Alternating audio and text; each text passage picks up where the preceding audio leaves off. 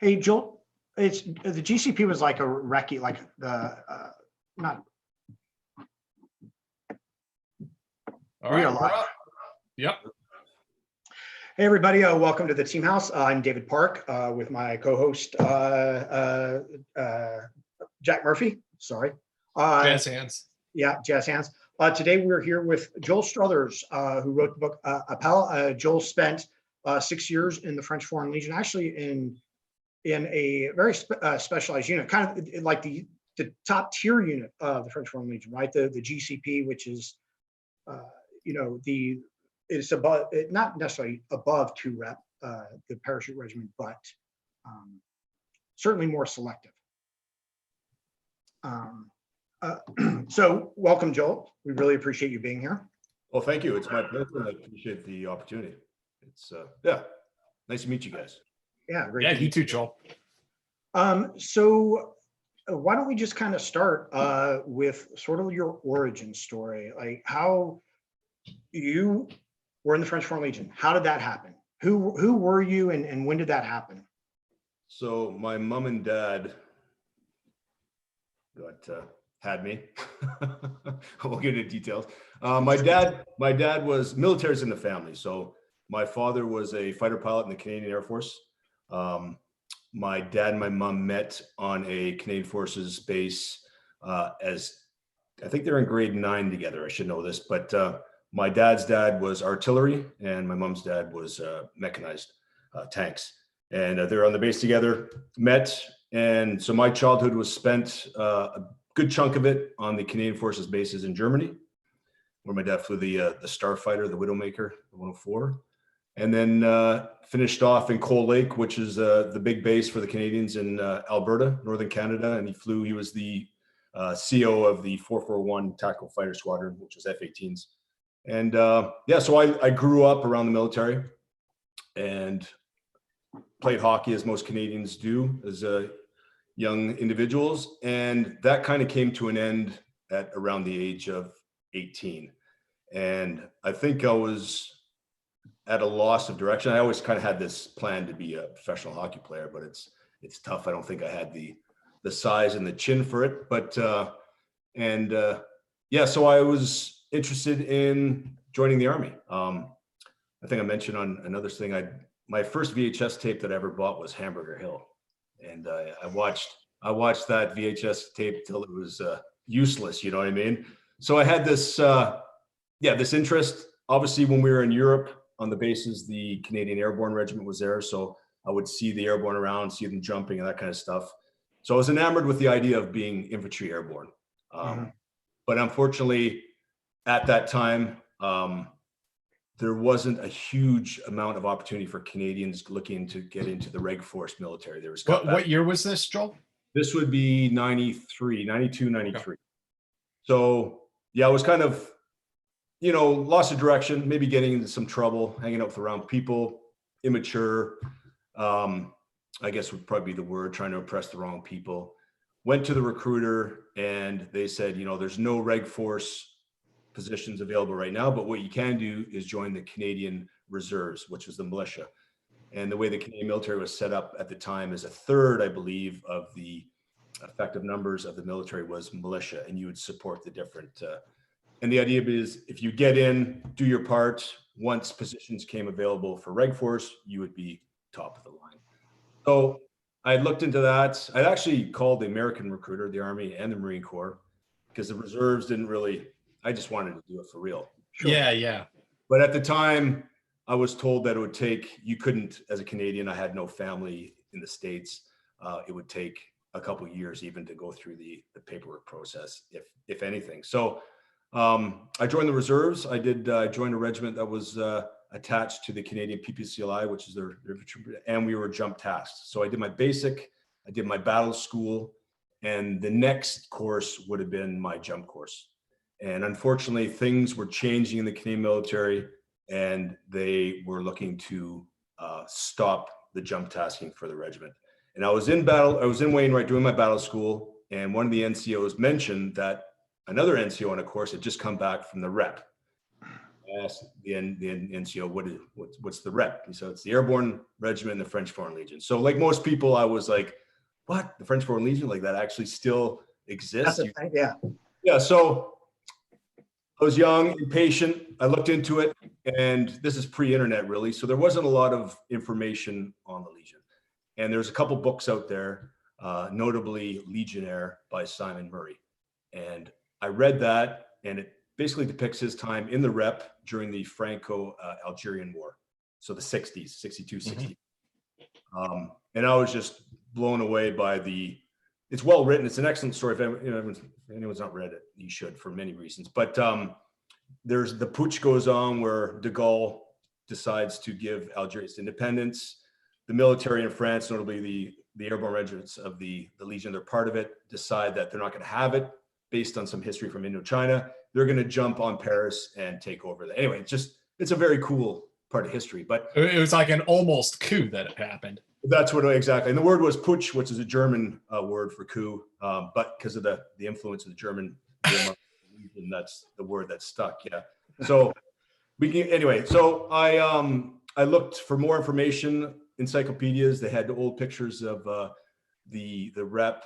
It was actually the BEP jumping in Indochina into Dien Bien Phu. So I read up on that, and that was obviously the end of the French in Indochina, and then that became obviously the U.S.'s issue following. That's present Vietnam. Can we take a second to talk about that, because we've had a couple of people, I think, well, we've discussed Vietnam before, French Indochina, but I don't know that we ever got into the history of, not necessarily how the U.S. became involved, but the French participation in it prior to that, because the Legion, it's very important. It's a very important piece of the Legion's history. And when we went into Vietnam, we failed to learn the lessons that we should have from the French occupation. And that's history repeating itself. I think that happens to this day, right? Yeah, right. But Dien Bien Phu was a valley, and the idea was the French were going to draw out General Giap and the Viet Minh. And the idea was to bring them into a pitched battle and take care of the business. But unfortunately, the French didn't give them full credit for their abilities, and the Viet Minh surrounded. It's a large valley, and they surrounded the air. It's an old Japanese actually airport from. That's what the origination of the Dien Bien Phu was. An old airport from the Japanese during the war. But the French had the airports, and they had built these compounds, these strong points around the airport. And then the valley itself, the Viet Minh came in and they dug in their artillery and basically just started, bombarding the shit out of the French. And the rep jumped in low level to try to assist things. There's a request for volunteer jumpers out of the Legion. And in they went, and I believe the Americans provided some of the aircraft, and they actually provided the parachutes. And they jumped in, and in the end, the French capitulated. And a lot of them, well, all of them were marched up Prisoners. to the war camps. And the survival rate was not great. But it was a huge moment in French history. A loss in obviously a hard on the French military. Certainly. Extremely, my old regiment, the rep, they were decimated there. And we wear the red foulagère on our uniform, which is the honor that the regiment was given for that. And if you read the book, my grandfather flew in to Dien Bien Phu about 10 to 2 weeks later, and he was there as the 2IC. He was a Canadian general at the time, and he was the 2IC for the League of Nations, so the precursor to the UN.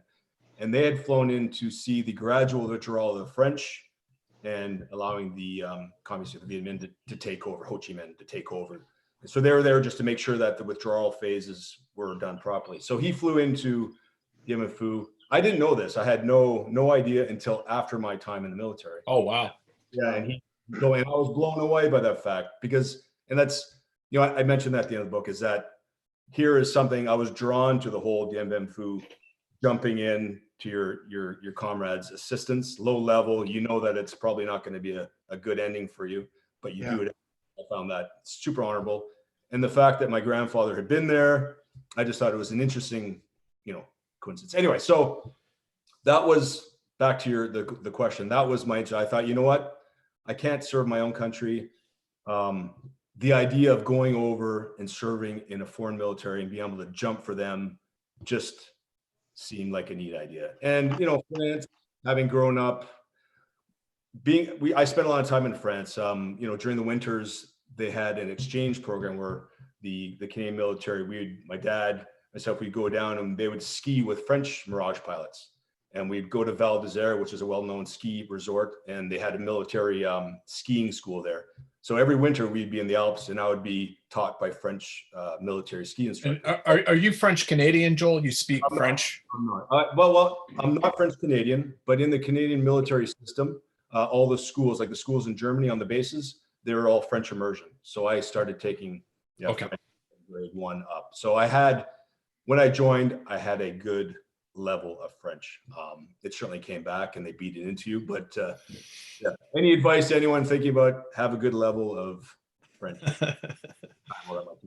So that was, in short, that was the interest in the rep. You're young, impressionable. I just wanted to do something different. The options were limited. So I was like, you know what, excuse my French, fuck it, I'm going. And off I went and joined in 1994. So before we get into your experience, your recruitment and selection and training and everything, just before we move on from the historical aspects, can you tell us a little bit about why the French Foreign Legion came into existence? Why does this thing exist in France? Why does it still exist to this day? Like, how did that come about? Because it's kind of there's a history of mercenarianism in Europe throughout European medieval history, but the Legion is something that endures to this day. It's very unique in that regard. And the word soldier and mercenary are very similar. It's actually a double translate, like a change of translation. But King Louis initially created the Legion to allow foreigners to do their dirty work in different parts. So what they would typically do is allow foreign soldiers, or perhaps even people that were given prison time, the option to serve. And they would be shipped. They would never be on mainland France. They would be overseas in their different colonies. And that was the idea. So you'd have French officers from Saint-Cyr typically overseeing legionnaires, which would be typically foreigners serving in the ranks. And off you'd go, and it would be a tough existence. Now, Indochina, Algeria, and then those Indochina, Algeria come to an end, and now the Legion is basically brought back to mainland France. Present day, and when I was it's a part of the French military. Same rules and regulations, pay grades, courses. It does keep its own distinct history and discipline and traditions, but at the end of the day, you are a part of the French military. So same thing, all the officers are, typically Saint-Cyr graduates, and a lot of the upper echelon officers that graduate from Saint-Cyr will go to the Legion regiments. It's considered an honor. That is slowly changing because they have other regiments that are now a little more, switched on, but also the how would I say that? Your livelihood, the ability to be with your families is a little more comfortable outside of it, because it's very stringent, the Legion. It's still very old school. But so basically you are in the French military. So now, that connection.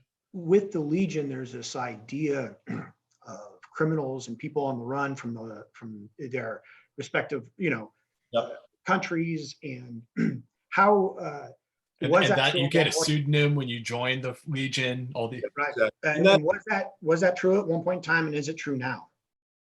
Well, definitely, back in the day, certainly there were some, questionable characters that would join. And the Legion is always really a good indicator of the geopolitics going on, what's happening. So for example, post World War II, the ranks were full of ex-Wehrmacht and German soldiers.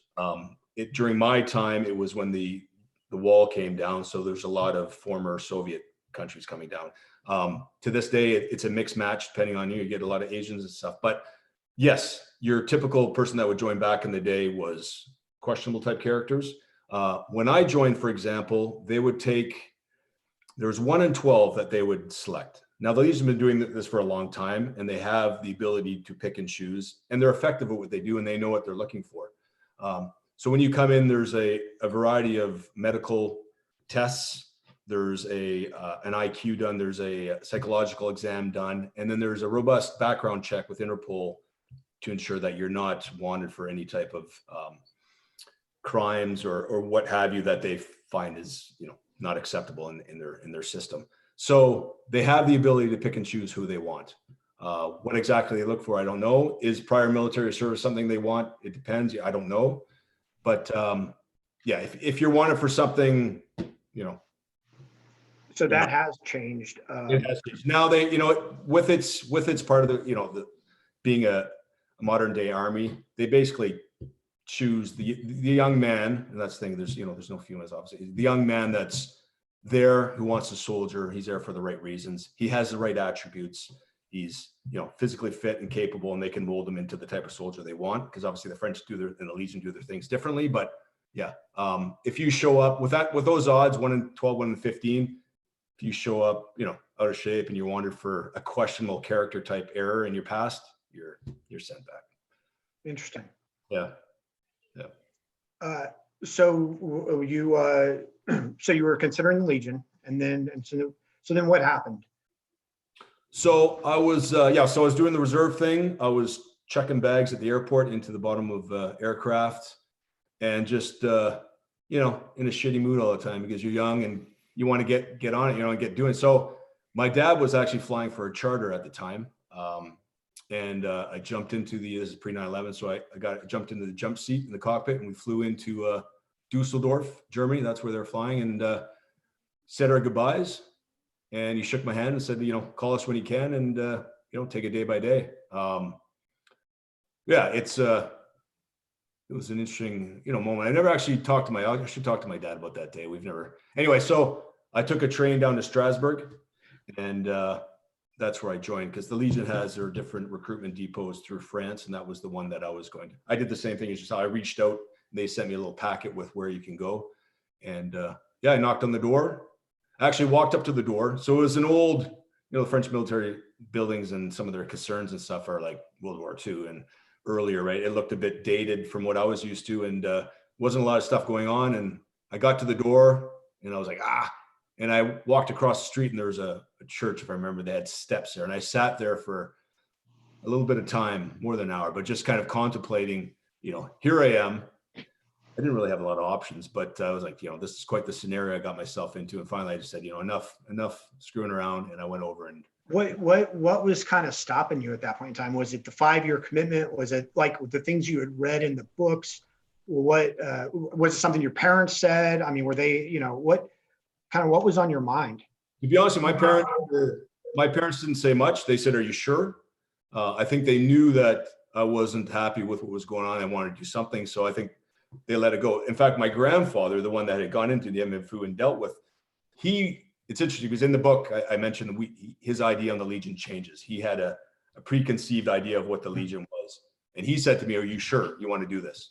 And I said, yeah, I want to do this. Yeah. So he said, well, if that's what you want to do, just represent your country well and go do it. So, and we discussed things later on, and I actually would write him from time to time, kind of explaining what I was doing, what was transpiring, and he learned with me what, you know, the present modern day Legion was like, well, for that period. But I think sitting across the way from the door, it was more just like, here I am, and I said I was going to do this, and there's the door, but you know, it's reality kicks you in the nuts, and Yeah. I have to do it now, so there's no turning back, right? Yeah, so it was just one of those. Yeah. So yeah, I went and joined. So what happened? I mean, you knock on the door, they open up the door, and there's like some crusty sergeant major standing there. Like, what do you want? No, it was I knock, and it opened right away, and it was a corporal chef, which is like a master corporal. I think he was French, big old guy, you know, the simple big man. But he said, "Come in." Nationality, I said Canadian. Passport. Showed him my passport, and he said, "What do you want?" I said, "I want to join the Legion." And they take you into a room, and you know, it was this room with chairs, a table, an old TV, and a VHS player. and about 20 different cassettes, and one for each different language. So he threw in the cassette, and it was basically just kind of gives you a brief on the Legion, in English. And In the Legion, you'll fight, you'll train.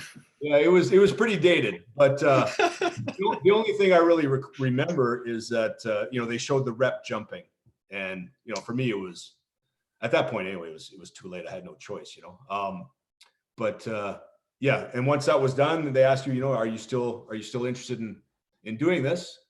And I said, yep. So then you go into another office. I think it was a sergeant sitting behind an old typewriter from the Verdun days, and he asked me the typical questions, country and mother's name, date of birth, all that kind of stuff. Why do you want to join? And then you sign a preliminary contract, and then you stay in that caserne for, I think, a week. And What did you say when he asked you why you wanted to join?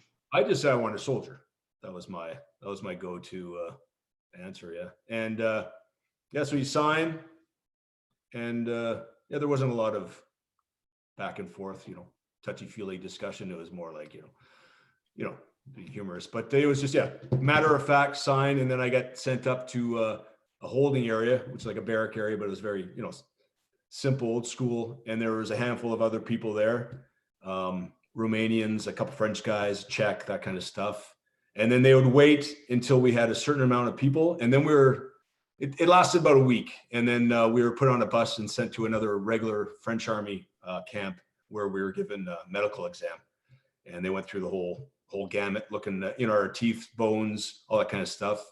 And from that, they were able to cut the people that they felt weren't physically, didn't have the attributes, or they had prior injuries. Bad teeth was a big one. And they would be cut. And then once we had a certain amount of number, we were thrown on a train, and we went down to Aubagne, which is in southern France, just outside of Marseille. And that's where the regiments, or the oldest regiment, the Premier, is, and that's their main headquarters in Aubagne. And once you get there, you join all the other recruits from all the different recruiting points in France, and they gather you there. They give you, you take all your civvies, and you spend typically about a month there, and they go through the same thing. That's where you start all the different type of medical examinations, the IQ tests, psychological evaluations. They do the Interpol background checks. So you're either doing that during the day, or they got you cleaning the camp. They just, run you around. And then from there, they pick their candidates. And as I said, it lasted about a month. And then those that are picked and chosen, about every week or 2 weeks, a group goes to Castel, which is their training regiment, by Toulouse in France, the 4e Heure. And that's the training school. And you go there, and basic training is 4 months. And when, so during this whole process of kind of this funnel, Yep. When did you learn what Appel was? When did that first? Well, as I said, luckily I had a decent level of French, so I was able to understand what was happening around me. So Appel is taught right away. They got the whistle. That's the very Legion. The thing, everything started with, they blow the whistle, and then they yell the command. So it'd be Appel, and then everyone runs outside and gathers up. So initially, when it's at that point where they're doing the recruiting or whatever you want, they have corporals there, master corporals, that are kind of showing you the way.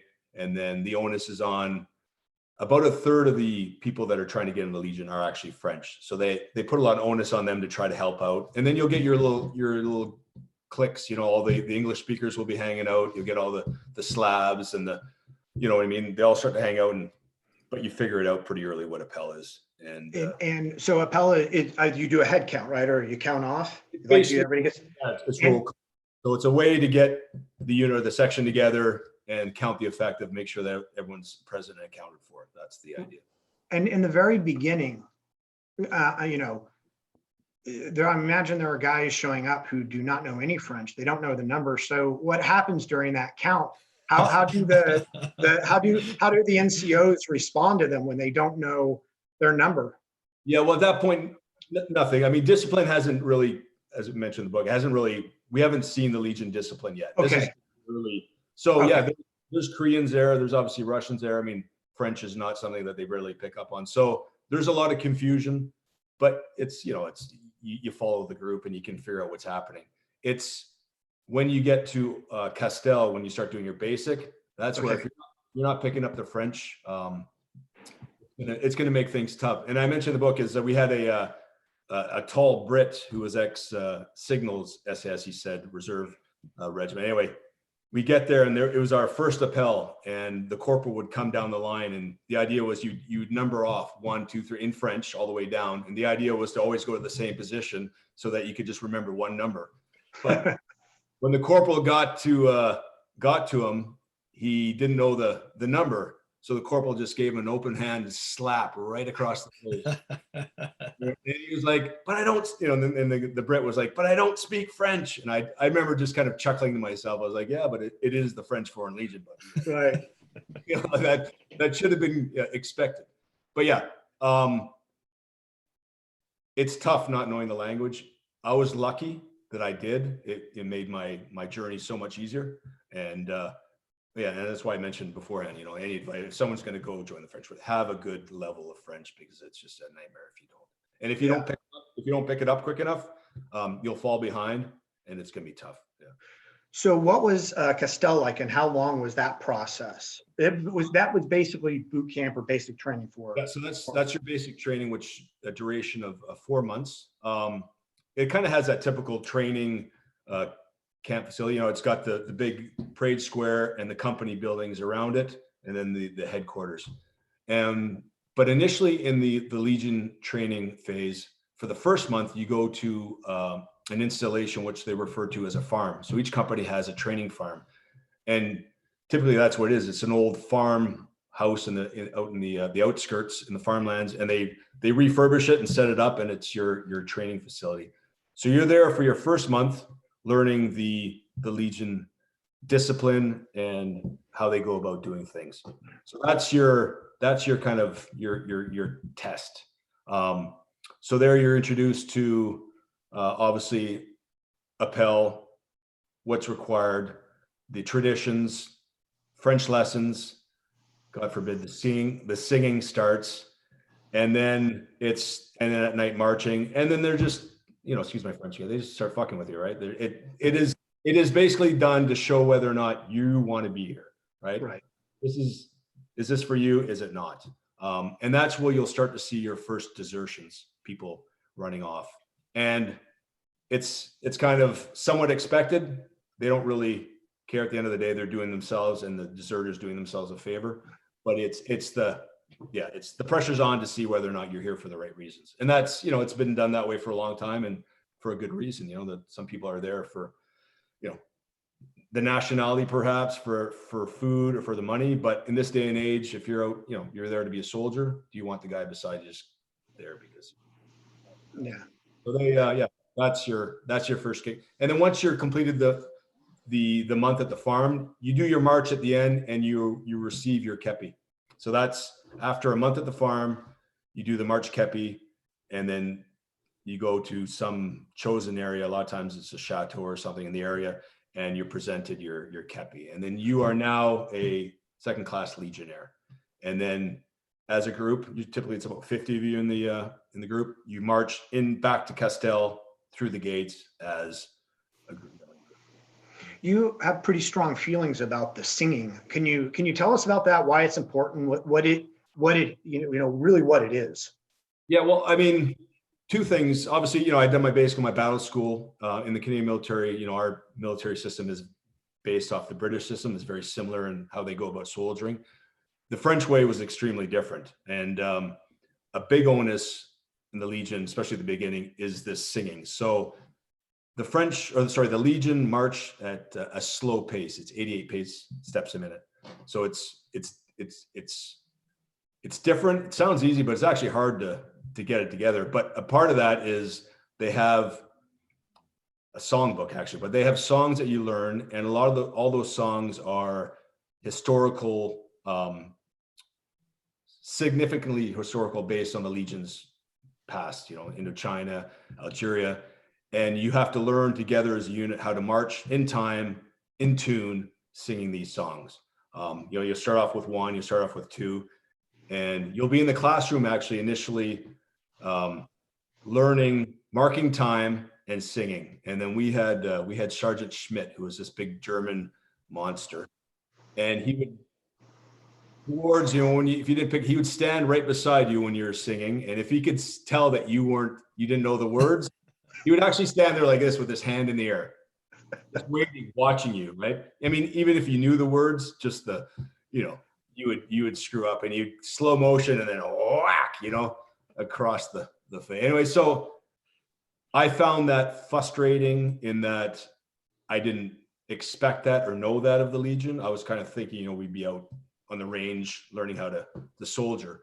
But in retrospect, and once we got it, marching together as a unit in tune, it brought you together. It's a way of building cohesiveness, and it has a part in its history, and it's effective. And when you actually get it, it's kind of a neat thing. But I just got, whatever. I respect it, but it just wasn't my thing. But when we had to, on 14th, I've done 14th of July in Paris on one occasion with the rep where we marched down, and you're proud, there's the history, and I have nothing bad to say about it, but I wasn't one singing songs on my own. Yeah, well, you expected to be jumping out of airplanes and shooting rifles. Yeah. But you got to get there, and the Legion has its way of doing things. Who am I to? But yeah, it was definitely a challenge. But it brings you guys together. And if you're not picking up on the songs, you get beasted, right? And like all basics, they find their ways of making you work together and dragging along the weakest link. So, and then you go back. So after the month, you go back to Castel and you finish your 3 months. And that's where it kind of starts. You start going to the ranges. You start doing the more physical aspect of stuff. The training continues on French history. The singing never goes away, but it's more soldier oriented. And the idea is to prepare each Legionnaire to go off to the differing regiments. And when they get to the regiments, they have the basic skills and knowledge to continue training depending on their unit specialty. What is the Legion's mission? I mean, are they just an infantry unit, an infantry brigade, or do they have a specific mission set? What's the expectation? Well, they all support different battalions of the French military. So, for example, I went off and joined the Rep. So they are the Legion's airborne regiment, but they're part of the French airborne battalion. So there's other regular French airborne regiments. The Legion has, an engineer regiment. They have a mechanized. They have an infantry, and then they have a regiment over in French Guiana. Back in the day, they're no longer there, but they had one in Djibouti. So they all support the different battalions within the French military. Now, you keep calling it the rep, but it's actually the second rep or 2 rep, right? So the actual, okay. The rep, it's just it's the Deuxième Régiment Étranger Parachutiste. So 2 rep. Back in the day, there was a 1st rep. They were disbanded after the putsch for their involvement in that.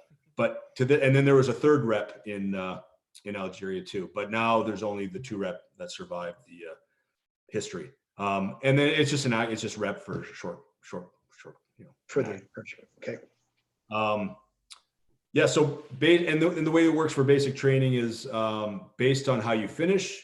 You can pick and choose which regiment you want to go to. So early on in your training, you will go in front of the captain. They will ask you what regiment are you volunteer for, and then based on your finish within the class, you can pick and choose and go. And then obviously the lower down you finish, they'll start sending you to where they need to fill the gaps. So the onus is on to perform well and get to where you want to go, or they'll send you. And then from there you go off to your regiments. And so you finish the Castel, so this 4-month basic training program essentially. Correct. And you said that once people finish that, they actually have the option to leave, right? Yeah, exactly. Yeah. So after basic training, you're giving a chance to call it quits and go back to the civvy world. After that, you're stuck for the 5. I think within our group, we had there's a dozen that decided it wasn't for them for a multitude of reasons. Some people, it just, mentally wasn't for them. Physically, a lot of people suffered physically. The French are big on running. They don't have the logistics support like some militaries. So a lot of stuff is with your feet.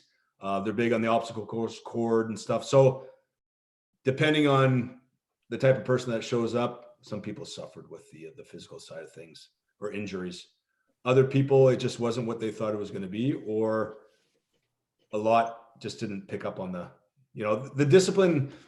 The discipline was tough. It has changed since, but it's old school. If you're not towing the line, you'll get a good knee to the gut, or you'll get a good, you'll rip off a corporal, or you've really, pissed him off. He'll give you a good beasting.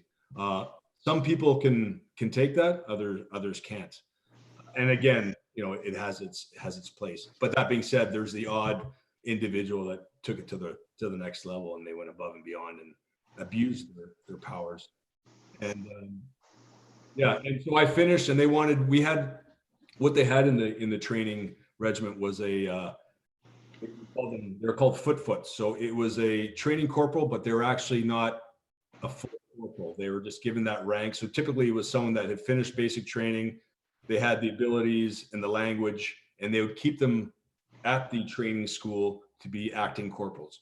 And they would do, I think, 2 or 3 courses, and then they would go off and do their corporal course. In most Legion regiments, during my time, it was you wouldn't get your corporal's course or your rank once completed around minimum 3 years service, typically 5 years service. So these people were really, scooting the system, but some of them would take advantage of that new rank ability, and they would abuse it. And they wanted me to stay as a foot. And when I was told that, I was like, no. The only reason I joined the Legion was to go to the rep. And luckily, my training NCO, he could see that I was, and they found a solution, and I got out. But so Can you the whole foot thing? I think that bears a little explanation, simply because Jack and I both come from Ranger Regiment, where there's this people don't but we have what are called imports, which are NCOs who come in. They didn't grow up in battalion. They came in as an NCO from another place. And so they kind of have to earn their way a little bit more. And foot, it's sort of the same thing. What does foot mean? Where does the word come from, or the term come from? And how are they treated? It's an old Arabic term from Algeria. It was a turnkey. I think it's a Turkish slang name so it's basically someone that's, not, they have the power, but they don't deserve it. And so these corporals, they wouldn't actually wear the corporal rank. They would have a sleeve on their combats with the corporal rank, so you knew that they were a foot. They weren't an actual corporal, and they were disliked for a reason. And as you said, they hadn't earned their rank. They were no better than 4 months at Castell, and there they were dishing out discipline to some of the guys. I never had any dealings with my foot, who was I think he was Lithuanian. Or maybe Romanians, because the Romanians, because they come from a Latin language background, they pick up the French extremely well. That's very similar. So a lot of they obviously have the language, but I never had any problems, because I think he knew that I would knock him on his ass if he did. But a lot of guys did, and I certainly remember the face of my foot from our section to this day. And I always said in my years when I was if I ever ran into him again, he was in trouble. And when you get to the rep, your training corporal meets you at the gate before you do he's going to be your training corporal for the jump course. And he'll go down the line asking, if you're not just a first class, because I showed up a little later with more rank, he would go down, he'll ask you, are you a foot? And you are. and so not good times. Yeah, exactly. Yeah. So foots are, once they get out to the world, out to the unit at large, they're not really given that much respect. And I think most of them, to be honest with you, I think stay at the training. They'll go through they'll get their corporals fast. They'll get their sergeants fast. They'll stay in the training world. Or if they're wise, they won't abuse their powers. And then if they do get sent to an actual regiment, they don't have enemies out there. But yeah, that was something I had zero interest in doing. And luckily I got through it and joined the rep. Let me get to a couple questions because actually that came up in one of them. So Alex, thank you very much for the donation. Alex saying 2-rep versus JTF2. Oh I think man. they're two completely. Yeah. 2-rep would be more like a Ranger battalion or Yeah. a, Yeah, exactly. And it's hard to. I don't know. I don't play that game. I don't really. I try not to play that game, but I would think soldier to soldier, the type of person that the base of the soldier and the rep, and then the JTF. At the end of the day, we're all humans, and we're given the opportunities and the training and the access to different courses and stuff. It's going to come from the same mold, different objective. The only thing with the rep, and it's something that I try to bring up, and it's a lot more mentally tough.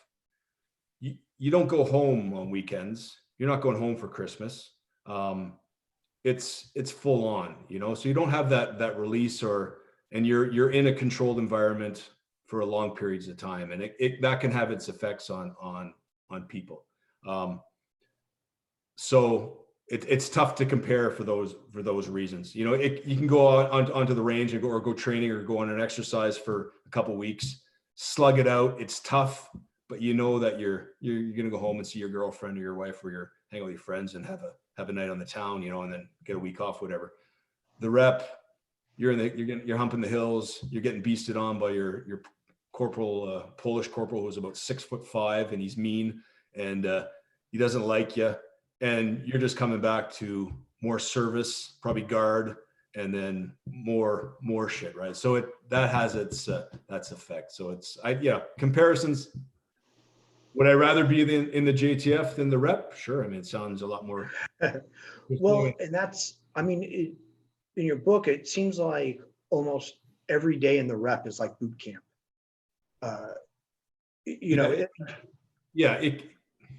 No, but yeah, initially the key is to get to your section, soldier well, like any, I assume in the Ranger Battalion, same thing is, as long as you show up, you pull your weight, and you're not causing problems, you're not the weakest link, you kind of get left alone.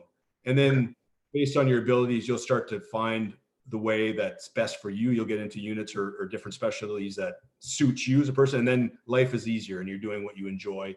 And but if you're not towing the line, you are the weakest link. It'd be a fucking nightmare to rep. And the onus will be even more so to give you a hard time because they don't want you to come back, right? That's when you'll get the desertions, or you get your leave and people won't come back because it's just not for them. And that does everyone a favor, right? So they'll see the weak link and they'll put the pressure on for that reason. Because at the end of the day, they don't want to get sent over on an operation with a guy that they don't feel as. Yeah. And they'll put you in a Legion jail. Like they'll put you in jail for any number of things. I was going to ask Joel if you'd ever done any brig time, because that's just like a rite of passage in the Legion, isn't it? I actually came home on leave when I was in the GCP, and two of my friends came with us, and there was an alert, and they tried to get a hold of me. And they forgot to dial a 0. So they kept on getting a wrong number. So then they're like, oh, Struthers lied to us. And we got back to France in the book, and we had missed the alert. So we got back to Calvi. We had to pass in front of the captain and then in front of the, my section captain and then the company captain for basically being AWOL. And the alert in the end was stood down. I think it was a test alert, but we were given, I think I was given 10 days, but it had caught out a lot of people. So the jail was full. So I was house room arrest. So I got to stay in my room and watch Friends in French. Yeah, I paid the price. I did my, but yeah, in the rep, if you're late for Appel in the morning or for whatever reason, the regiment has a jail. So they shave your head. Boule zero was the word for it. And you do an 8-kilometer run every morning with your rucksack. And then they're basically doing the groundskeep for the regiment. They're out painting rocks and doing whatever they have to do. And yeah, I would see the same faces more often. Like, what are you doing? Like, why would you come all this way just to be in jail all the the time. Just to be in jail. You also, you had, if you went out on the weekend or whatever, it wasn't until you'd been in for 5 years that you could wear civvies, right? You had to wear a uniform, and if you got caught out of it, they'd put you in jail. So yeah, in garrison as a Legionnaire, you're not entitled to wear civilian clothes for 5 years. Now, if you're given long duration leave, once a year, you got 2 or 3 weeks, you could go. You couldn't leave France unless you went through the proper procedures to get authorization to leave France. Then you could wear civvies, but garrison you couldn't. And we had the titre de permission. So if you wanted to go out, let's say it was Friday night, you wanted to go out in the morning, they got this little piece of paper that you have to fill out with all the different information. You have to use a ruler. If it's not straight, they'll just rip it up your face. That goes to your corporal. And if he likes you, he'll sign it. If he doesn't, he'll say, screw you, and he'll rip it up. As long as you don't piss him off in the day. It goes to the sergeant, he'll sign it. Then it goes to your section lieutenant. If he's happy with you, he'll sign it. Then it goes to the company captain, and he just obviously signs it if the lieutenant has signed it. But so at the end of the day, let's say it's 4:30 now, and it's you can leave the regiment. You go to your company duty office, and there'll be a corporal there and a duty sergeant. He will check your titre de permission. Well, he'll give it to you, and then he'll check your uniform. And if it's not right, he'll say, "See ya." So you get through that. Then you go to the main gate of the regiment, and there'll be the duty sergeant there that's on duty. He'll do the same thing. He'll check your titre de permission, and he'll check your uniform, make sure there's no stains on your kepi, everything's right. And then he'll let you out. Same thing, if he's not happy with it, he'll fuck you off. And then when you're in town, you got the MPs that are driving around. And if your uniform's out of sorts, or you've had a couple too many whiskey cokes and you look like you're a bit tired, that's it. You're getting a free drive back to the regiment, and you're in jail. So sometimes you really think about, what, do I want to go out? That's amazing. Yeah. That being said, in Corsica, Calvi, where we're based, it's in the summertime. It's a destination of your holiday goers, and you do want to go out. So yeah. Andrew, thank you very much. How many Legionnaires wind up going to the EMIA? EMIA. That's the question. I'm not, Andrew, if you can clarify that, I'm not sure. I don't know that acronym. And then he also asked him, what the hell is up with corporal chefs to premier class? How do they compare to US NCOs? And they said, what is a foot? What's their deal? Well, we answered that, but can you kind of go over the ranks a little bit? Sure. So you join, once you come out of the farm, you're second class Legionnaire. And then after basic, you get your first class Legionnaire. I might have screwed that up a bit, but that's your basic level private type stuff. You'll go to your regiment based on your abilities and how well you do. At a certain point, they'll send you on your corporal's course. So I said typically 3 to 5 years, then you'll be a corporal. You'll come back as corporal. You do that. After a certain amount of time, they will decide whether or not, or ask you if you're interested in going the NCO route, or they might feel that you're not really suitable for the NCO route, and then you go more so the corporal chef route. Or you as an individual might be happier with just being a corporal chef. So a corporal chef kind of has the same, doesn't necessarily have the same authority, but they're similar to a sergeant. So they're given the respect, their own mess, the pay is increased, and it's a little more of a cushier ride, but they're going to finish their career as a corporal chef. But if you go the sergeant route, then you go off and do your sergeant's course back to Castel, the training, and it's 4 months. And then it would be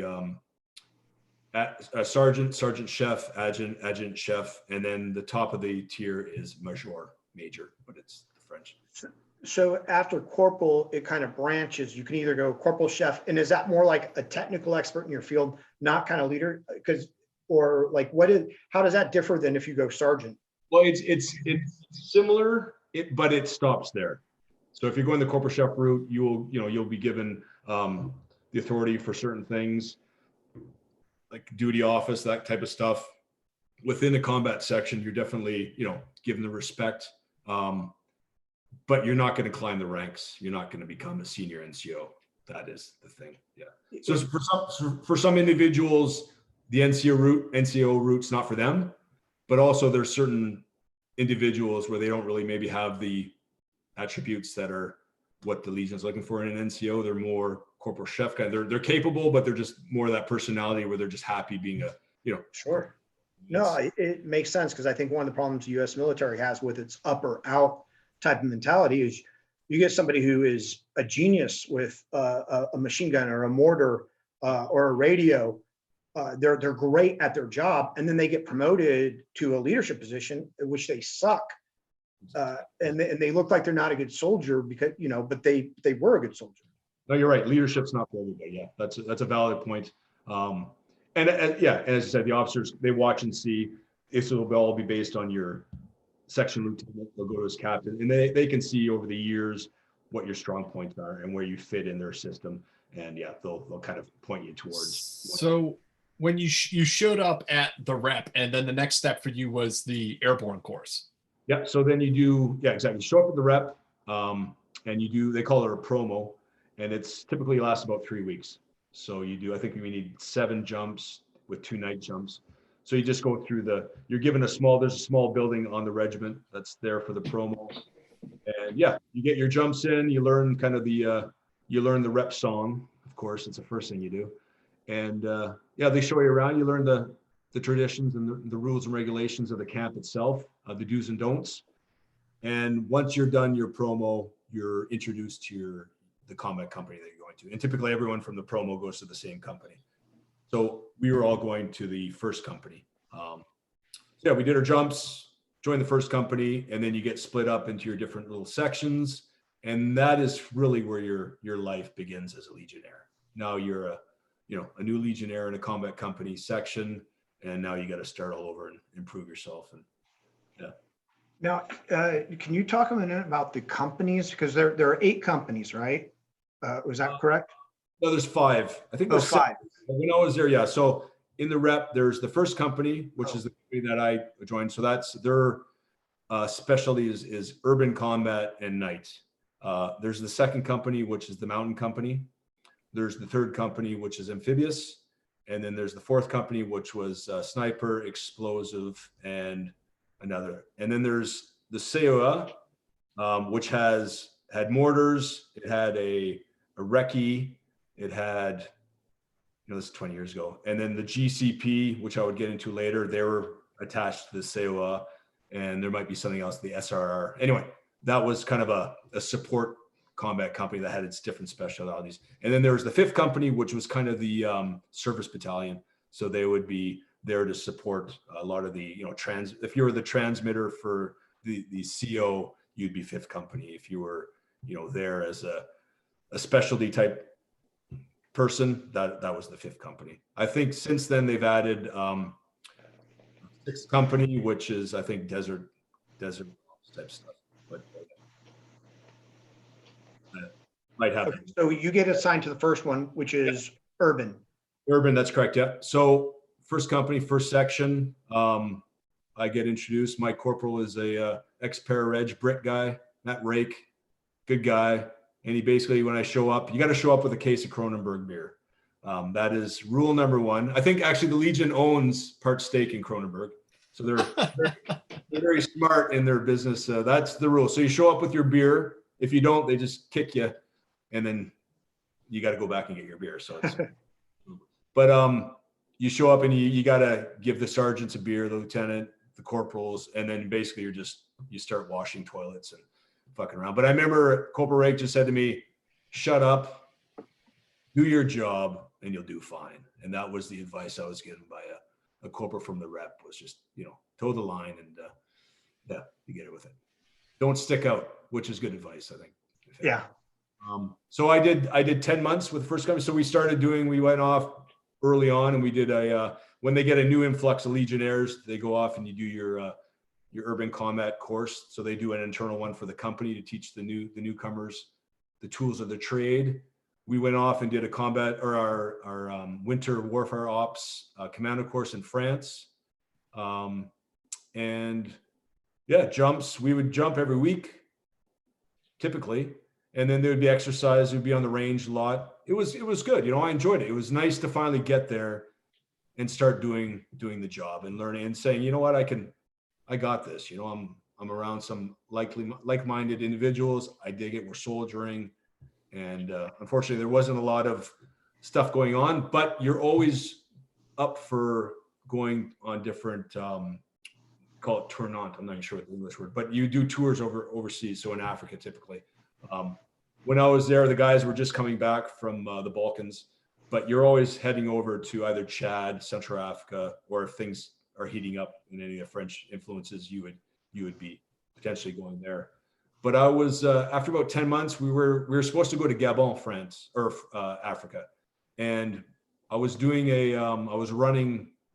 I could run.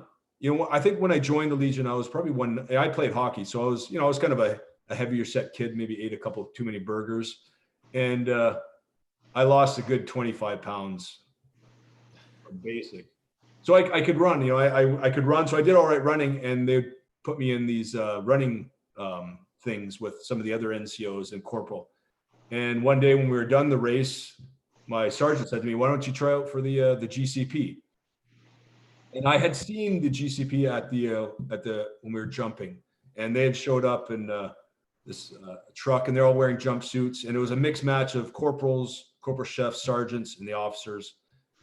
But they were free fall, right? So they were just more relaxed. And I remember asking my corporal, I was during the promo actually, who is that? And he said, it's the GCP. So I was aware of who they were, but I was obviously focused on just not fucking up and getting my job done at the first company. So I didn't really understand the dynamics behind who they are, what they do, and how do you get there. And so I said, "Well, what do you mean?" He said, "Well, you can volunteer to do selection. And if the lieutenant signs off on it, you go, you do selection. If they take you, they take you." So I passed in front of my lieutenant, and I asked for approval to do selection. And there was actually in our company, there was an individual he's actually Rhodesian, Graham Pelham, and he had left the first company, and gone to the GCP, and he had a great name in the company. And I think it was Rake took me to see Pelham at the GCP, and Pelham was just finishing, I think, his 5th year, and he was actually going to go home. He was done, and he gave me some advice, and he said, "You know what? If you can get anywhere in the rep, come to the GCP. It's the place. It'll be a lot more enjoyable." So I took his advice, and I went in front of the lieutenant, and I asked for permission to do selection, and then he approved. I went to our company captain, who had formerly been the captain of the GCP. He approved it. I did selection, and I was fortunate enough to get through. And at that point, I had a year and 10 months service. So the minimum rank in the GCP. So what the GCP is, the group Commando Parachutiste. So what they are is each airborne regiment in the French military has a GCP team. They actually might have 2 or 3, but it's a 10-man Halo freefall team. And they act in 2 components. They're either the pathfinders for the regiment, or what they do is combined, they form the GCP group, so they can work together, all the different GCP groups within the GCP teams within the group, and they support the CUS, which is the French Special Operations Command. So 2nd tier SF. So you're either supporting your regiment, or you're working with a group supporting the CUS for whatever tasking they have set for you. So yeah, and minimum rank is corporal. So they sent me on my corporal's course at that point, and off I went back to Castel. And I think I mentioned in the book, I contemplated throwing myself from the train, but it would have messed up the uniform. So so what was the corporal course like when you went there? Was it any different than the first time you were there? Yeah. I had asked some of the guys what to expect, and one of them had said that there's the adjutant that runs one of the platoons, Adjutant Majuraira, a Portuguese guy, and he said he's an absolute lunatic. If you don't get him, you're good to go. So I showed up, and on the board, I was under Majuraira's peloton. So the first thing you had to do was go into his office and present yourself. So in the Legion system, you knock at the door and you ask for permission to enter. They say enter. You go in, you take your kepi off, and you present yourself. So it's typically, you know, your rank, name, when you joined, company, section, all that kind of stuff. There's a whole spiel. Anyway, I totally fucked mine up, and he yelled at me and said, "Go out!" You know, do it again. So I had to go out, knock on the door, permission, enter. I did it again, and I screwed it up again. And he looked at the sergeant beside him and said, "Look at his dossier. Does it say he's a retard?" And I know that's probably politically incorrect to say these days, but he said it, so it's not on me. But that was the start to my my sergeant or my corporal's course. Anyways, he was an absolute lunatic. Majuraira, in all due respect, he was good at what he did. He was excellent at getting people to do things that they didn't want to do and smile while they're doing it. But he had done the Manhouse Commando course in Brazil, and I think it tweaked off some things in the upper echelon of his brain. And basically, he was always in the jungles of Manhouse in the jungle. You talk about that a little bit in your book, that they went through a really heavy SEER course or prisoner course. Yeah, I think it was known for its tough prisoner of war phase where it broke a lot. But he obviously enjoyed the shit out of it. But we were always in some sort of Manhouse Commando course setting. But he ran a tight ship. It was 2 months of range work, and what they're doing basically is they're teaching how to be a corporal in a combat company. So they're basically treating you like the worst legionnaires out there. So your weapons are never clean. Your room is always a shit state. You suck on the range. You don't know how to do anything map and compass. Your drill is atrocious, and so they're always just beasting you, trying to, and then getting you to work together. So it was actually, it sucked, but it was, at the end of it, we were proud of, and I had fortunately I was able to finish first. And like most courses in the Legion, a lot of the points given for the final tally is based on physical ability. So I was able to run and do the core and all that stuff. So I was able to get maximum points, because I'm sure I didn't do very well on the actual, the written stuff.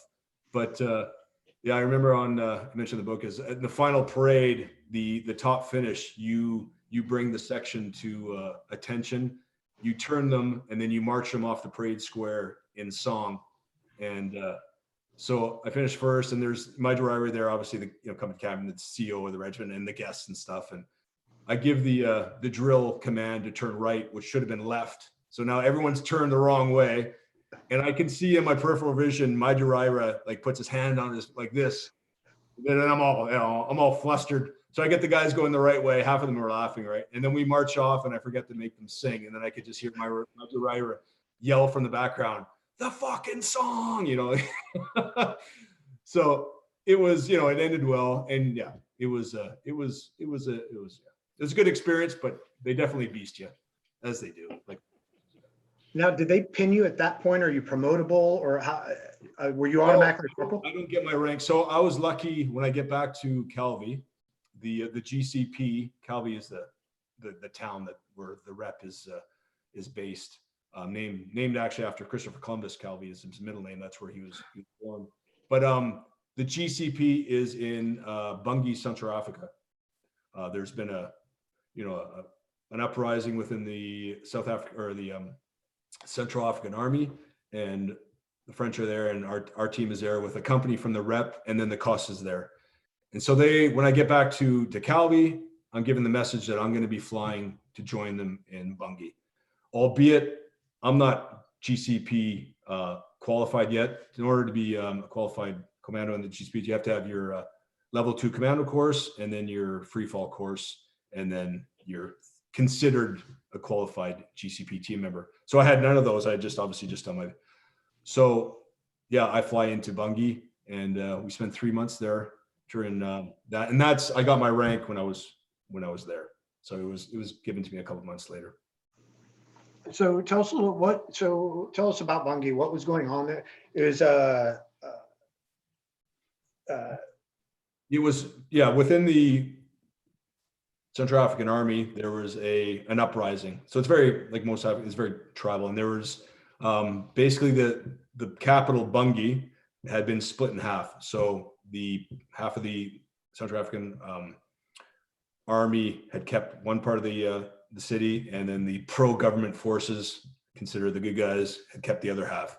And the French have a base there. They certainly have, a commitment to assist the Central African. I mean, they have their independence, but the French are just there to kind of help and obviously do what they do, but they weren't involved per se.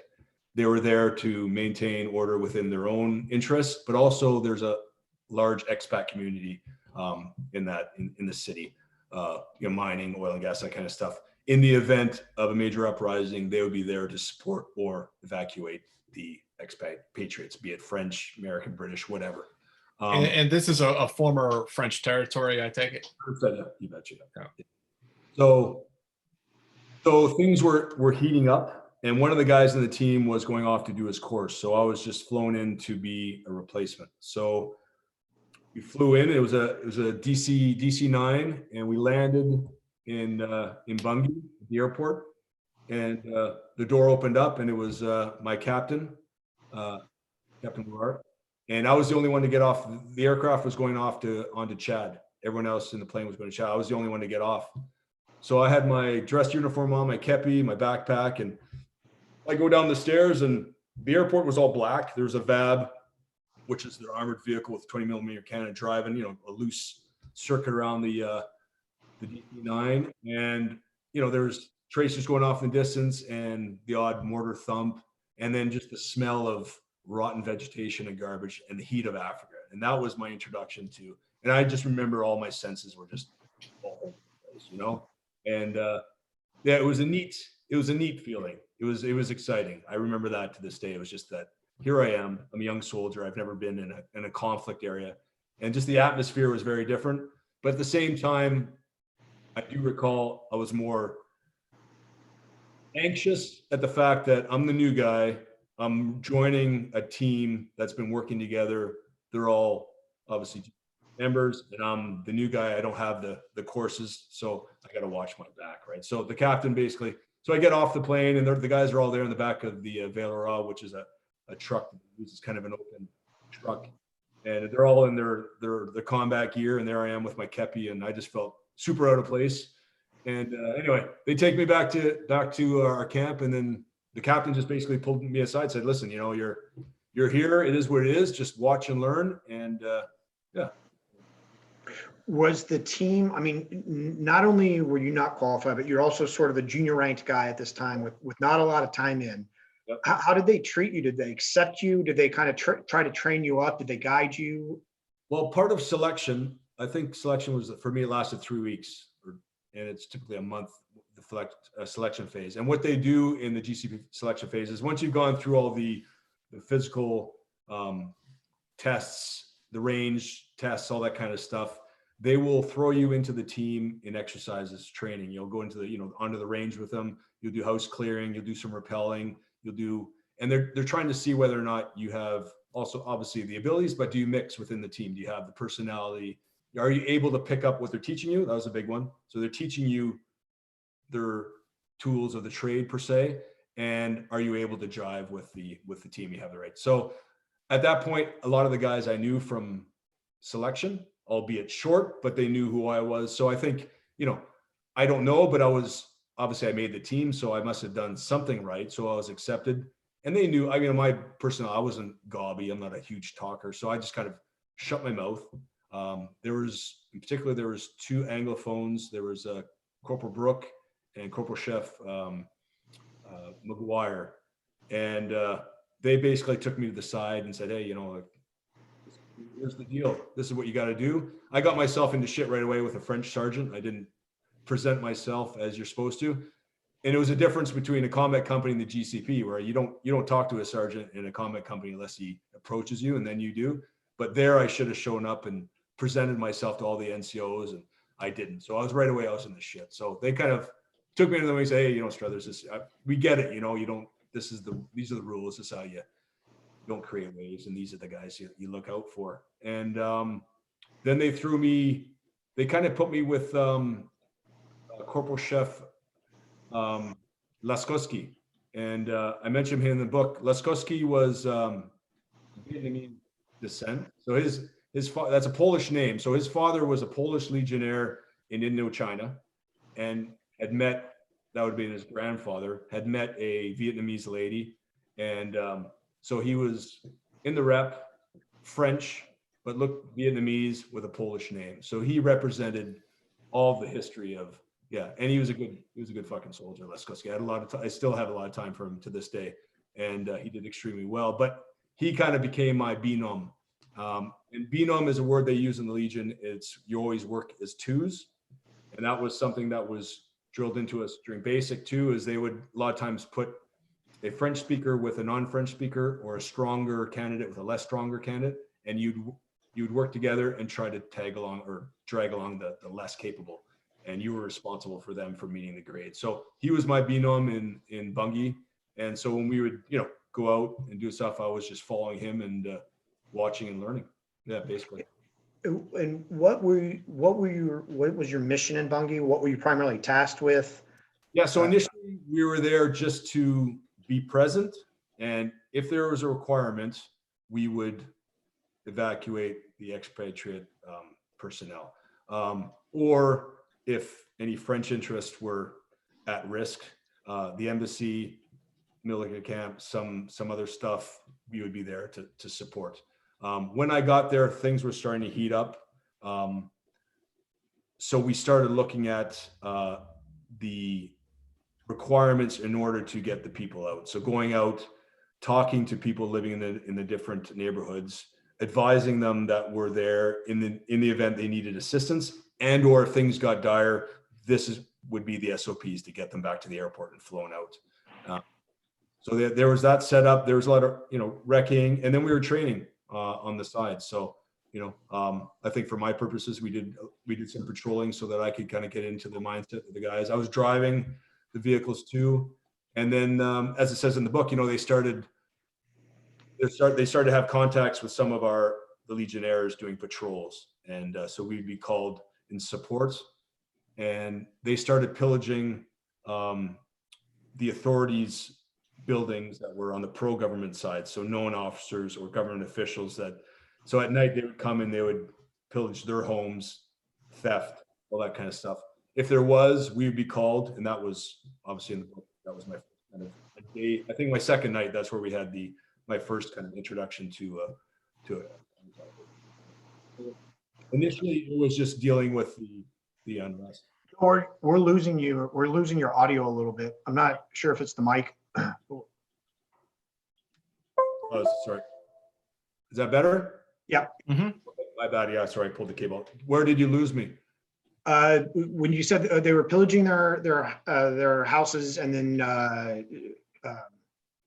So they were they called them the mutins, so the mutineers, but basically the non-pro government side of the military were pillaging a lot of the pro government officer sides or government officials, their homes at night in the different neighborhoods, and we would be called to deal with that if required. And then obviously things started to heat up, and at a certain point, there was a French delegation. They were in a staff car, and they were sent to no man. It's called PK0. So it's kind of the line that broke up the city between the pro and the anti-government forces. And there was a meeting between the French and the anti-government officials. And when they were driving away in their staff car, they opened up and killed one of the officers. And seriously, when the French were driving away, the guerrillas opened up on them. So at that point, the French said that was it. And then, as I say in the book, at 2:00 in the morning, we start cleaning the non-government side of the city. So yeah, so the 3 months there, it had its different phases from just standby, and then obviously as things changed, and it was on a more aggressive type of aspect or behavior. So initially the French didn't really want to engage the guerrillas as the sort of direct action. When they attacked the French delegation, did the French just say that the gloves are off and you guys go go do your thing? I think obviously, I'm just a newcomer, so the politics, the stuff going on in the background is, beyond my pay grade by any means.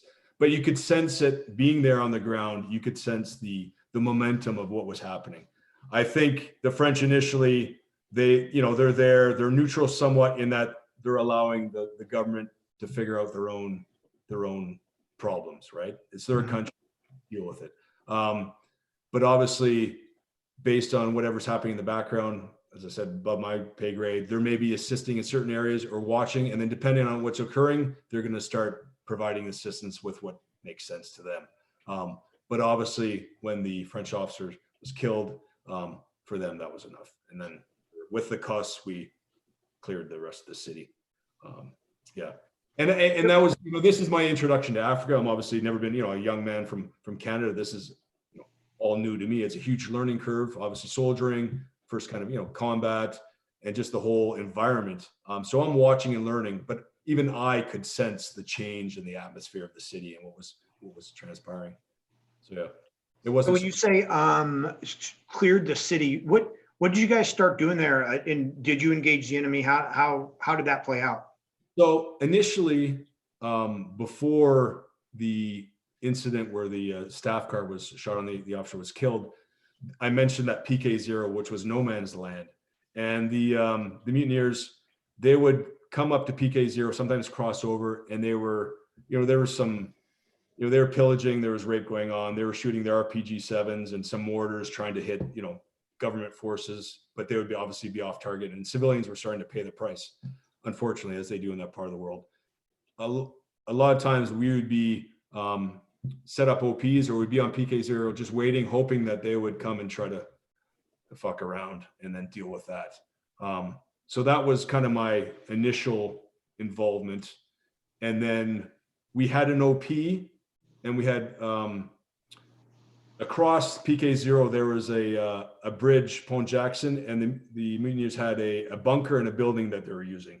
So we were watching that, and we had, I think, a sniper set up in an adjacent building, and we were just basically watching. And once the French military officer had been killed, and they decided, the French military, that they were going to clear the rest of the city, that was initially our objective. So we took Pont Jackson, and then we were going to push through to a certain point and stop. So that was initially what transpired. And then obviously once the French pushed onto that side, a lot of them just turned and fled into the jungle and went back to their origins, their villages and stuff. And we spent a little bit of time trying to source certain individuals that were known to the French, in particular the ones that were responsible for killing the officers. And but to no avail. They're always ahead of us. Well, on that note, Joel, a slight sidebar. The United States back in the 1950s, we had something called the Lodge Act that Henry Cabot Lodge passed, where we brought in a lot of foreigners directly into the United States Army, people from Hungary, people who were German, people who were in all these Eastern European countries, Latvians, Ukrainians, and made them part of the American Army. And they served in U.S. Special Forces, they served in other capacities, and it was something that was a huge boon for us from an intelligence perspective, that we had all this indigenous capability in the ranks. I have to think that the French Foreign Legion provides a similar function for France, that you have people in that unit literally from Japan to Ghana. Yep. And that must give the French a huge leg up when you go into some of these parts of the world. Definitely. And yes, 100%. But also just the way of doing business, the Legion, they're sent to an area, they're given a task, and it's done. There's no questioning orders, whatever. And the type of soldier and the setup is you have minimum logistic requirements, and it's easy, right? I know, for example, when the French went into Mali, the Americans were very interested in how it was done, just based on the limited amount of logistics that was supporting the train behind it, But yeah, 100%. Having the different nationalities within the Legion certainly helps. especially with a language barrier, anytime you run into any type of situation, there's always someone in your section that speaks the language or knows, you know what I mean? It's definitely a helpful trait. Yeah. And I remember there was we drove by the Canadian consulate, and initially when we were doing, just trying to let people know that we were out there, and if they needed assistance, they could reach us, or if things got dire, we would come and assist. And I walked into the Canadian consulate with, my full kit on. And I remember the consular came out, and the look on their face was just like, and I asked if I could apply for a Canadian passport. Yeah, I didn't get one, but I left our number and said, if they needed assistance, definitely help us out, or we could help them out. Joel, I want to get to a couple more questions, and then I actually want to ask you about your first firefight, because I thought sort of what you went through during that and sort of your internal process was very interesting. But Andrew, thank you very much. What's up with the jungle training course? In Guyane, I never did it, but it's just the French commando course run by typically the Legion, Troisième RE down there, and it's just I think it's just a tough go. There's lots to be learned, but there's not a lot of pampering, and you go down there and you get it done, and you suffer, and there you go. You come out wiser man. Thank you very much, Brendan. Did you ever go to the Pacific, New Caledonia or French Polynesia? And then he says, great talent as usual. Did Jack get my email, BG Actual? Negative for me. I did not. You did not go to the Pacific? No. Okay. Yeah, I'm not sure about the email. Okay. We'll look into that, Brendan. Hammer Nails, thank you very much for the donation. Ian, thank you. How did you like the FAMAS, the FAMAS, overall thoughts? Yeah, the FAMAS. I mean, we had the, leaving the Canadian Reserves, we had the M4. I thought the FAMAS was, initially it was weird looking to me. But it's short, so for house clearing, for jumping, it's definitely attaches to the side of your rig nicely. It's robust. You don't get a lot of stoppages. It's 5.56, but it seemed to be a trustworthy weapon. I came to respect it, and they've since moved on to the HK, but I think for the time that it was used, and I had no issues with it. As a left-handed shooter, did you have issues with many of the weapon systems? No, I mean, the FAMAS, you can switch it back and forth. I did my Tir d'Elite course, which is kind of like there's two phases to the sniper course in the French. So I did the first phase, and you use the FRF2, which is their sniper weapon, and you can only shoot right. Is it a bolt action? Yeah, it is. Yeah. Okay. So I had to shoot. But you know what? I'm kind of one of those weird ones. I'm left-handed, but right-eye dominant. Okay. Oh God. Yeah, exactly. I don't usually admit that, but whatever. So once initially it felt odd, but it didn't really bug me too much. I wasn't the greatest shot really anyway, but I got the job done. Alejandro, thank you very much. Does Joel still drink Cronenberg? Did he do a rotation to Djibouti, or do the CCAP or do the CCAP course there? CCAP. No, I'll drink Cronenberg for sure. It's not my go-to, but it's a good beer. I didn't go to Djibouti. They actually, when I was getting out, that was the offer, that I would go down and be a training corporal on the course in Djibouti. And I actually considered it, but ultimately I didn't. I wanted to fly. So. Yeah, right. You started the helicopter set. Thank you, Andrew. Were the Bordel Militaire de Campagne still a thing when you were in?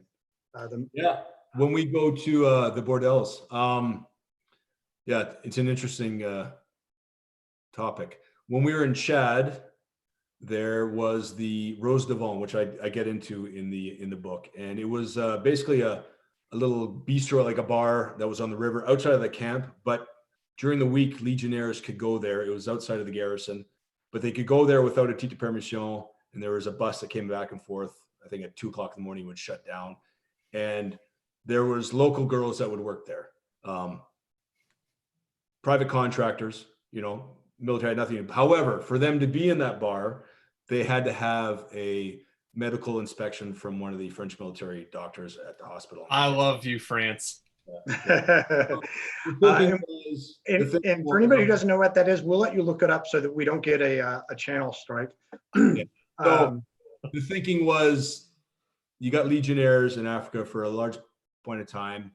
They're going to find the extracurricular activities that they want to find. So be smart about it, provide the options where they're not put at risk, and they're not directly involved, but they're just ensuring that their people are looked after. Yeah.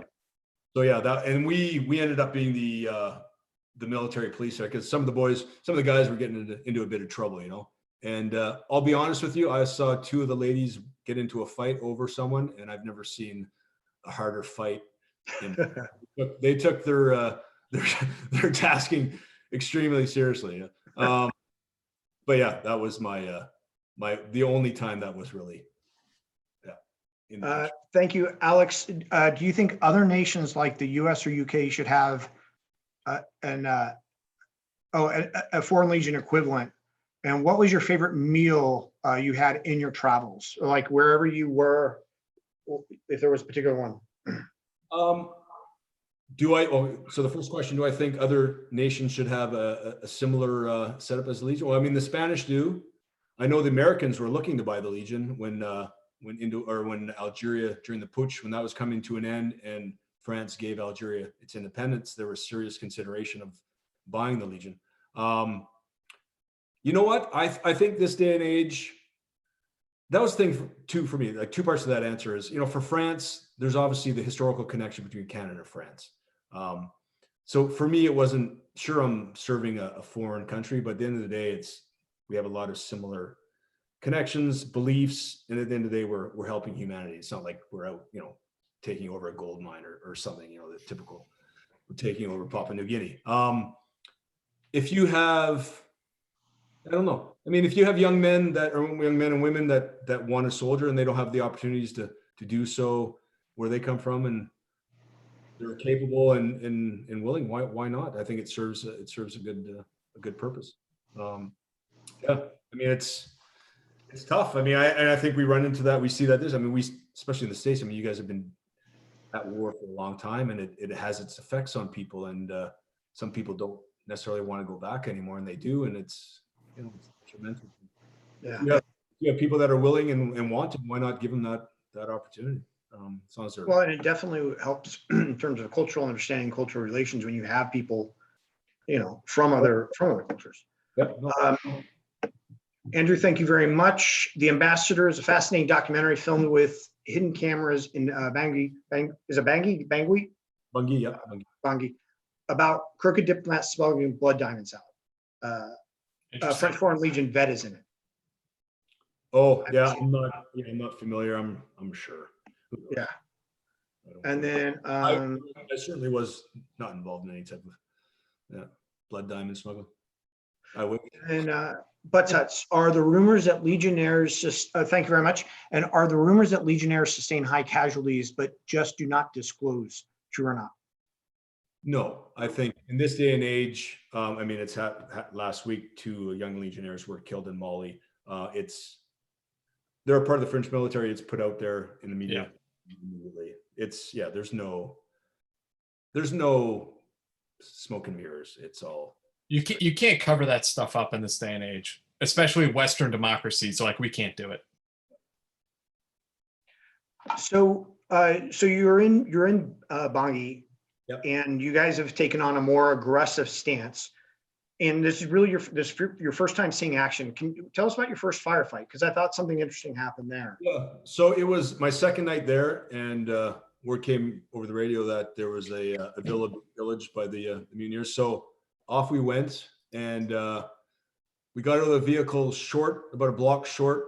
And at that time we had, this is 96. So we had actually decent night vision. We had the latest stuff that had been issued. So it was the dual, which wasn't bad. You know, most point everyone had the mono ones there. So we had within the team, we either had the FAMAS with passive laser or the MP5, and then I think I had either shotgun or the FAMAS, but whatever.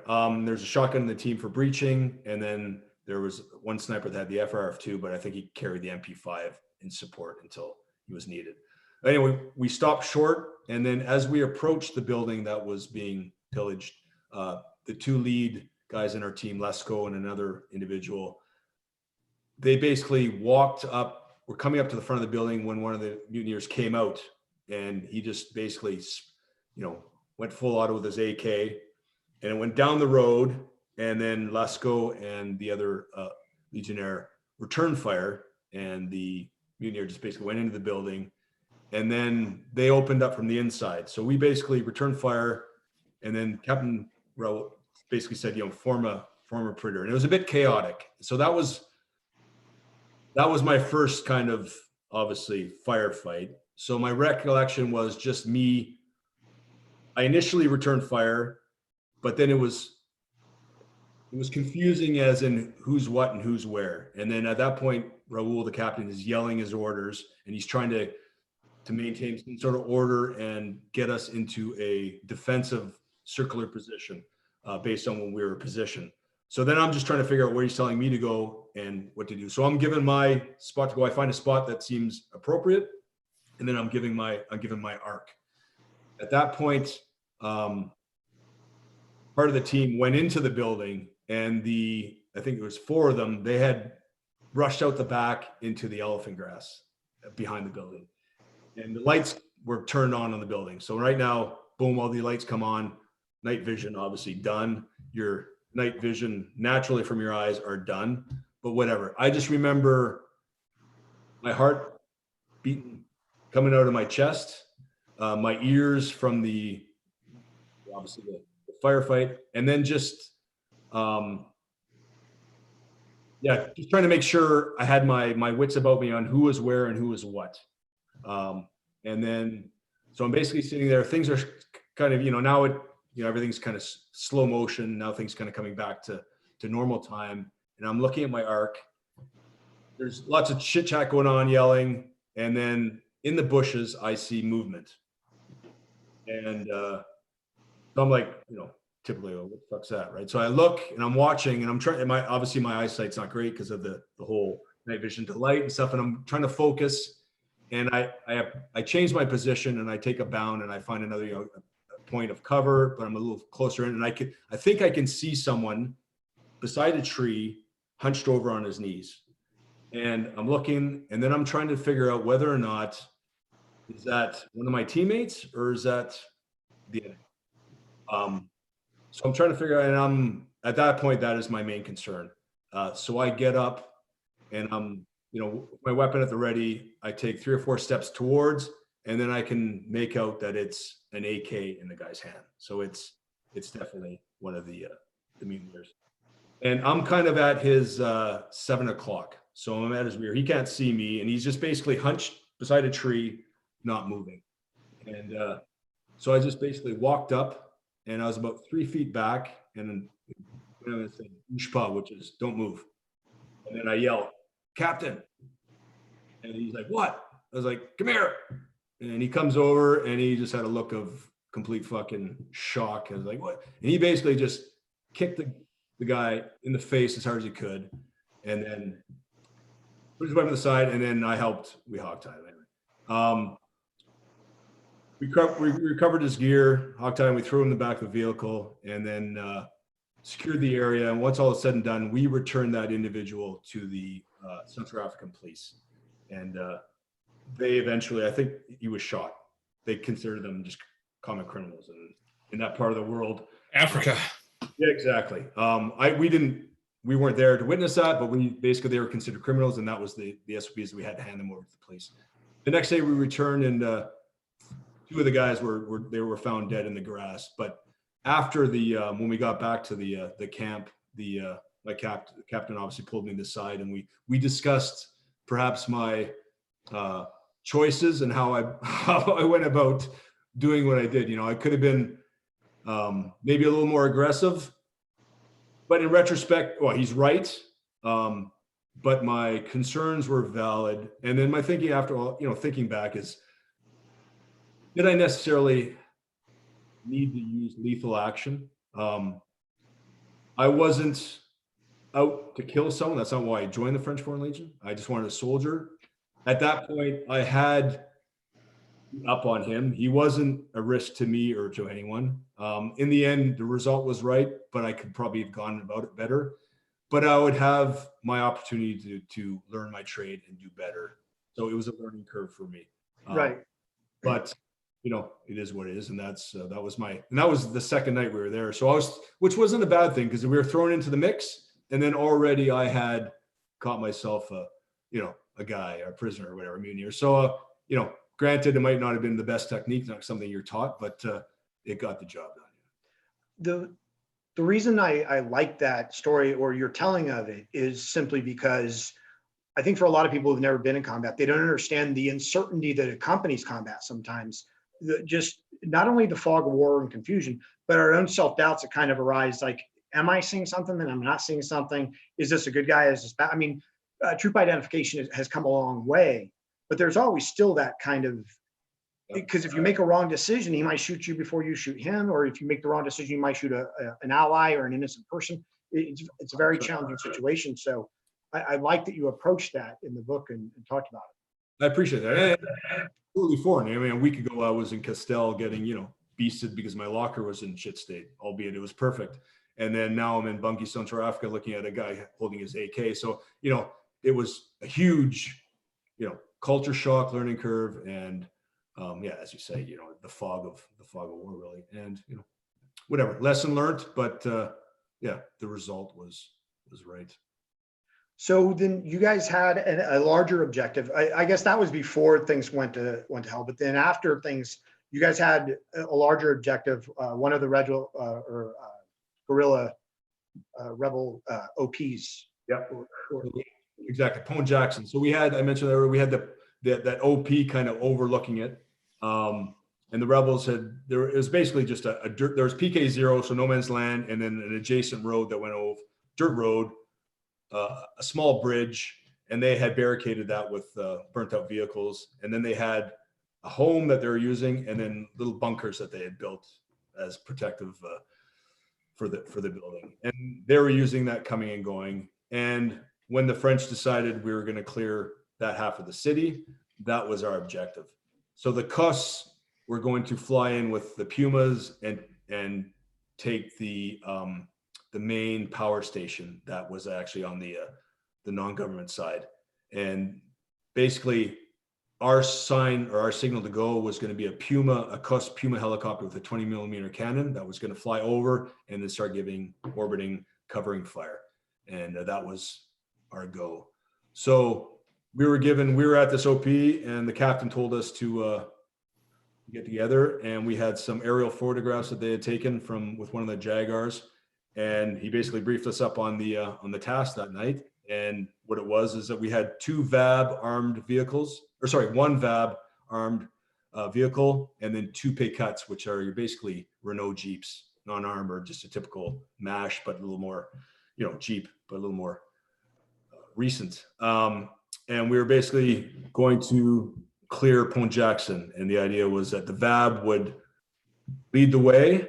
The P-Cuts would follow right behind. The VAB would have a 50 cal, and the VAB would hit the bridge, knock the vehicles out of the way, stop short of the building, provide covering fire with a 50 cal. I was to drive the first P-Cut behind the VAB. I would brake left, and the guys in my vehicle, we were going to clear the building itself. And then the second P-Cut would go left too, but they would clear the bunker too, which would be at our rear. That was the idea. So we were briefed up on the operation, I guess, the op, and told to get our kit together and get squared away and stand by for the Puma. And so we all got our gear together, and I was sitting in the P-Cut, and I had beside me an adjutant, LYD. He was, at that point, probably had 12 years in the Legion, been in the section for a chunk, and he was Moroccan French. And then I had Tessanier behind me. He was on behind, and he's French. He'd been in the team for quite some time, decorated. And so my thing was, here I am, the junior guy to the team. I don't know shit. I ain't done shit. And here we are, we're getting this opportunity, which doesn't happen. This is pre 9/11. This doesn't happen very often. And that's exactly what Adjutant El Whitey said to me. He said, "Hey, Joel, count your blessings, buddy. This doesn't happen all the time, But my focus was on just doing my job and not screwing up, at that point still. And I think, as I mentioned in the book, I heard that Puma way before anyone else. I certainly think I did. I could hear the whop, whop in the distance, and that was and then, off we went. The VAB started, it's a diesel turbo, and you could just smell and I just remember the door, it was like a bay door that would open up, and out he went, you hear the turbo going, and then just driving behind it as close as I could. And then when we came to the right turn for the straightaway to the bridge, that's when Captain Raoul, he was on the 50 cal. He just opened up, and the 50 cal, you could smell it. And then it nailed, obviously at speed, we nailed the bridge, and the VAB hit the vehicles. And then I took a good hit to the side of the PCAT, and it really wanted to drag, and I was able to drive and then stop short where I basically stopped where we had to stop. And the next part of that task was I was going to dismount with LYD, and on the FAMAS you can put an AC-58 anti-personnel grenade. So it basically goes on the rifle itself, and it shoots. Rifle grenade. Exactly. And the idea was we were going to put one each through the windows and then go and clear the building. So I had mine set up already, and we also had a spare from us in the front of the PCAT if anyone had an issue. And I got out and in the rush of everything grabbed the wrong one, but everything was in slow motion that I had enough time to realize, fuck, this thing doesn't have an AC-58 on it. Grabbed the right one, and I actually got my 58 off, maybe a second after LYD's. And I was a bit short. I could have probably taken 3 or 4 bounds more to get maybe a little more on the target, but it hit the corner of the window and it blew through. It was just brick anyway. And then we cleared it, but they basically, as soon as they saw that 50 cal coming, they turned and they ran, right? So we cleared it, everything was fine. And then I had taken, I think I hit a part of one of the carcasses from the vehicles, and I had a flat tire, and that's what that hit was, and the drag. So I was left behind with Chuck Erline, which was we had a Romanian corporal chef who was our IT photographer guy. Went on later in his career to get the Legion of Honor, but nice guy, smart, and he stayed back with me in the PCAT and give protection. I changed the wheel, being the rookie, and the rest of the team continued down the avenue to clear further down. We had a stop point to go to, and so I changed the tire as the Puma was flying around, giving it giving some love with its 20 mil, and then and then as I mentioned in the book, we drive back to join the team, and we're at a crossroads, and as I'm passing the crossroads, one of the French regular infantry marine VAB 20s on one of the other intersections in their zone that they had must have mistaken us or disoriented us for being part of the mutants. And that thing is the Central African Army obviously has all French equipment, right? So they had similar vehicles, and they put a 20 millimeter round right across our bow as we were driving through the intersection. Yikes. And I looked at Chuck Erline, he looked at me, and we both laughed, but it was obviously just we sped through in it, but it was a close call, but I think it was just a nervous laugh, like what the fuck, And we stopped short, and then in the morning light, the locals started coming out, some of them that had suffered the friendly fire stuff from the lost rounds or whatever. And that was kind of obviously the adrenaline. And I mentioned in the book, this was afterwards, I have a pretty good adrenaline dump, but at that point we're all keyed up, and then it's stop. And then you can kind of feel your body just go, ugh. And then I saw the locals come out, and then some of them had suffered, obviously, from what was transpiring. And I remember feeling bad for them. But the French, to be honest with you, the French are great. Right? They're all dealt with. They sent out French military ambulances with the medical staff and looked after the locals and did what they could.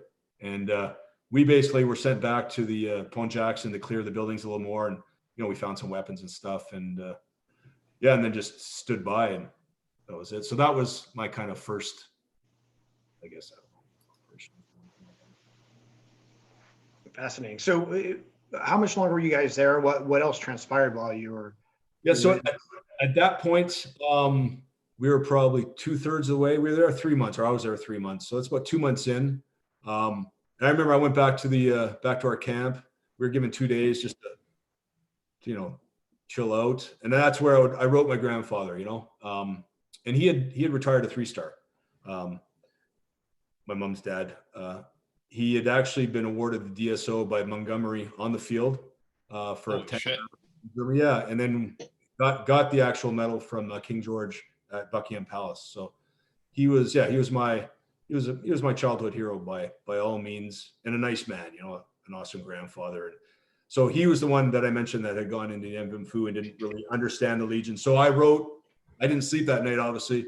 And I just, I wrote a letter and kind of explained what was happening. And at that point, as we said, they had all turned and fled and gone into the jungle. And a lot of them had gone back to their villages, points of origin, I guess, to wait it out to see what happens. And then we were given certain tasks where we'd go to these villages and try to track down some of the upper. But so we'd set up ambushes in some of the trails, because a lot of them would come in at night back to their villages to see their families. We did go to one of their homes and cleared that, but to no avail. They're always 3 steps ahead of us. It's their country, their land. Nothing goes on. No avail. And then at the end, we had all this ammunition that needed to be spent, because it's dated. So we went to the range, and we're on the range just being dumb, shooting as many rounds as we can. And then Captain Raoul showed up and called me, and I ran over, and he put me at attention, then took my first class rank off, and then put the corporal rank on, and then with a good punch right in the chest. It goes on your uniform in the middle. And that's, because you would ask, and that's when I got my corporal's rank. So at the end of the tour. Very nice. Joel, you're starting to cut out a little bit. You want to check your cable? Yep. There you Okay. go. Is it better? Not so much. Yes.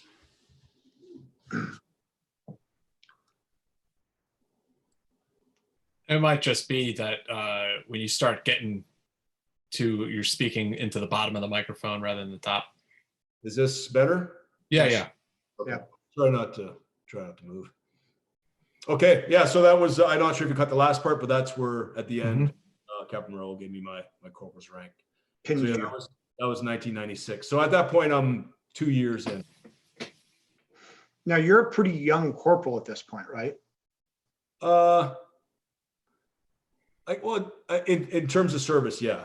I mean, I was 21, 22 when I joined. So some guys had joined younger, but yeah, within the section, I was, for time in the Legion, definitely I was low time to be a corporal, and then to be in the section. I was fortunate, right place, right time. I don't know, but things worked out well for me. I had a good go.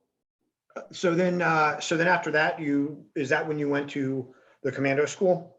So while I was there, I knew that when we were done, I would have to do my commando course. So the French run a commando course in Montlouis, which is southern France.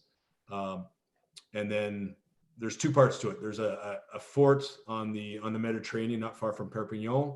And then the second phase, there's an old fort up in the Pyrenees Mountains, Montlouis, which was one of the forts built to keep the boys out, the Moors, and that's where it's run. So I knew that that's what I would be doing next. So when I was in Bungay, one of the corporals in the section was fairly new to the team.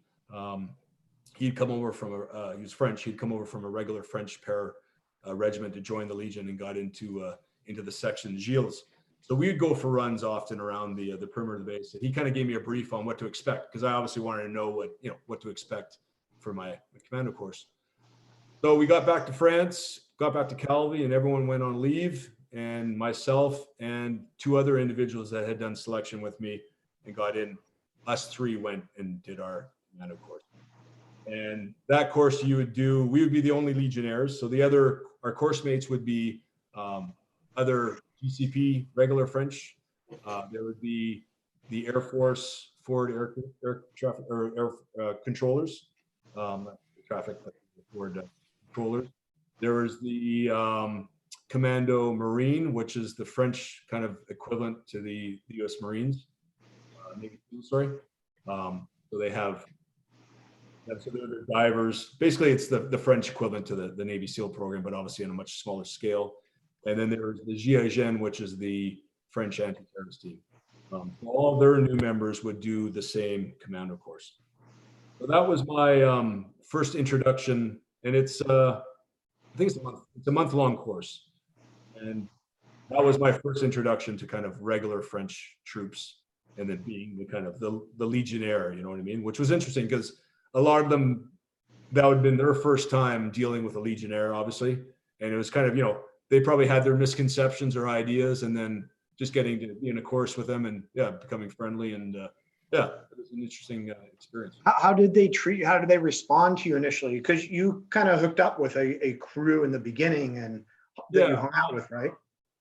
I mean, we were busy, so like they throw you into it right away. I think at first they're a bit standoffish because they probably think we're rapists and murderers, as most people do that join the French Force, you know what I mean? But at the same time, we are GCP, you know, so whatever. I think they're just trying to figure us out like you do on most courses. You kind of give everyone there's some butt sniffing that goes on. A lot of butt sniffing. And once we got into it, you know, everything finds its place. So it was fine. They were good. And our instructors were it was interesting to see them. Same thing. I think some of them would have been the first experience, you know, training a Legionnaire, trying to get an idea of who and what we are. It was more the free fall course where I had more time to kind of hang out with the guys. Oh, that's right. Okay. That's right. The socialist side and hang out, you know. But the commando course was a good experience. It was actually tough, which I enjoyed. At the end of it, our NCO, we're doing the final exercise, and we're on this road running at night with the rucksacks, and we're all, you know, knackered. And I could see the lights of a truck at the end. We get there and it's a French army truck, and the NCO was like, "It's over." And I was like, "Are you sure?" He's like, "Yeah, I'm fucking sure. I'm telling you, it's over. Relax," you know. But it was the first course where it was actually, you know, I could feel myself pushed to the limit, which was neat. It was something I enjoyed. What was interesting, one of the interesting things about the commando course, the way you write about it, is there is a waterborne course, and you guys do a lot of obstacle courses. Like, you don't do an obstacle course as an obstacle course. It didn't seem like it. Seemed like running obstacle courses were part of your training. Yeah, they're all old chateaus, and built into the walls and the moats and everything are the obstacle courses. So what they do is they time you from the get-go, and you need to improve throughout the course. Even though you're becoming fatigued, injured, if you reduce in time, you lose points. So the theory is learning what they're teaching you, but being effective in technique, which will equal endurance and longevity, not just going about it like an idiot and hurting yourself, right? So they're pushing you on those fronts, but also, you know, monitoring how you do throughout. But they definitely add to the fatigue, and then they'll add the explosive component. I think, you know, in the book we mentioned the second night we're in one of the old, you know, fort rooms, and they're giving us a lesson on range safety. And they got the heat cranked, and the instructor's got the bucket of water at the front of the class. And, you know, the idea is to just screw with you. So at the end of the class, everyone's standing, or they've, you know, put their head in the water a couple of times. And, you know, they mentioned they gave us, there was 2 teams on the course, and you'd have these old PP-13, you know, Indochina era radios that are massive, you know, and they would call you, we had a color, and they would call you and say, you know, Blue, be at this spot in 5 minutes. And you had to, you know, rush off, and there they'd have you either do an obstacle course, or there'd be a lesson in knots, which you would forget after about 2 minutes, or explosive calculations. I don't, you know, math isn't my strong point by any means, but at least I had some teammates that I could cheat and watch. But if someone had told me to go make a breach charge, it would be risky. Yeah, they're definitely trying to fatigue you. And something I think, I mentioned in the book, obviously, I noticed I had Legion issued gear, which came out of the Indochina warehouse, and the Gcp, who's the French anti-terrorist team, he had all the Gucci top of the line civilian stuff. And because we'd sleep outside in the moat a lot, and it was cold in the Pyrenees and the base, it was, and he would have a great sleep and we'd be all cursing the hell out of the French. You talk about one of your favorite drills, swerve on my fucking nerve. Yeah, that's right. Yeah. So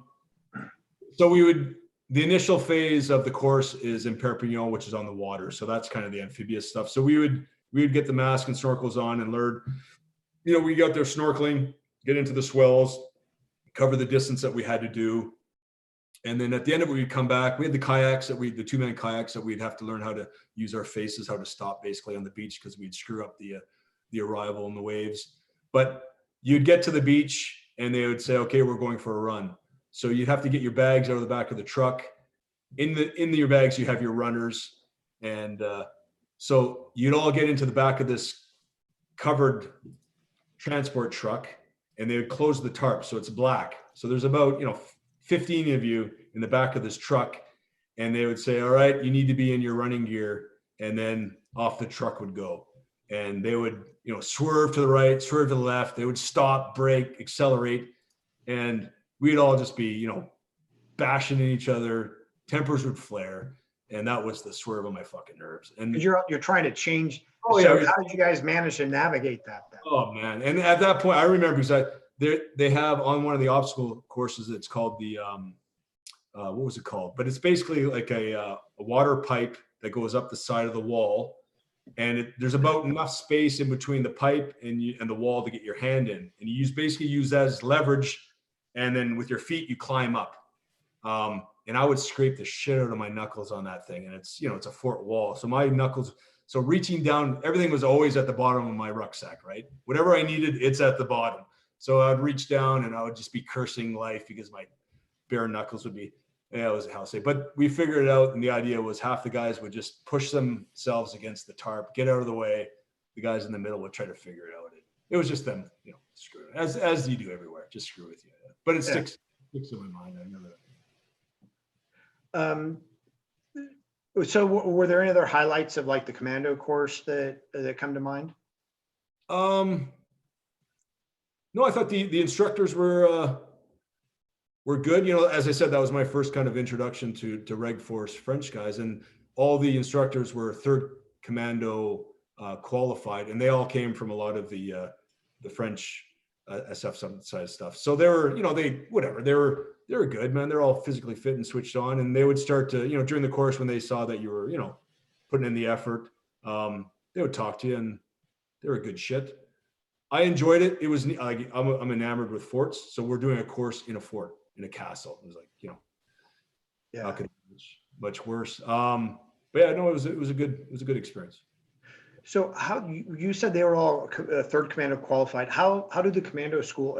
Is it like three levels? So Okay. your basic. If you go off and do a commando course, that's level 1.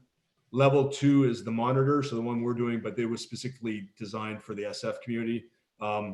Then you can be a training corporal on a commando course, depending on what they're training. 3rd level is an instructor level.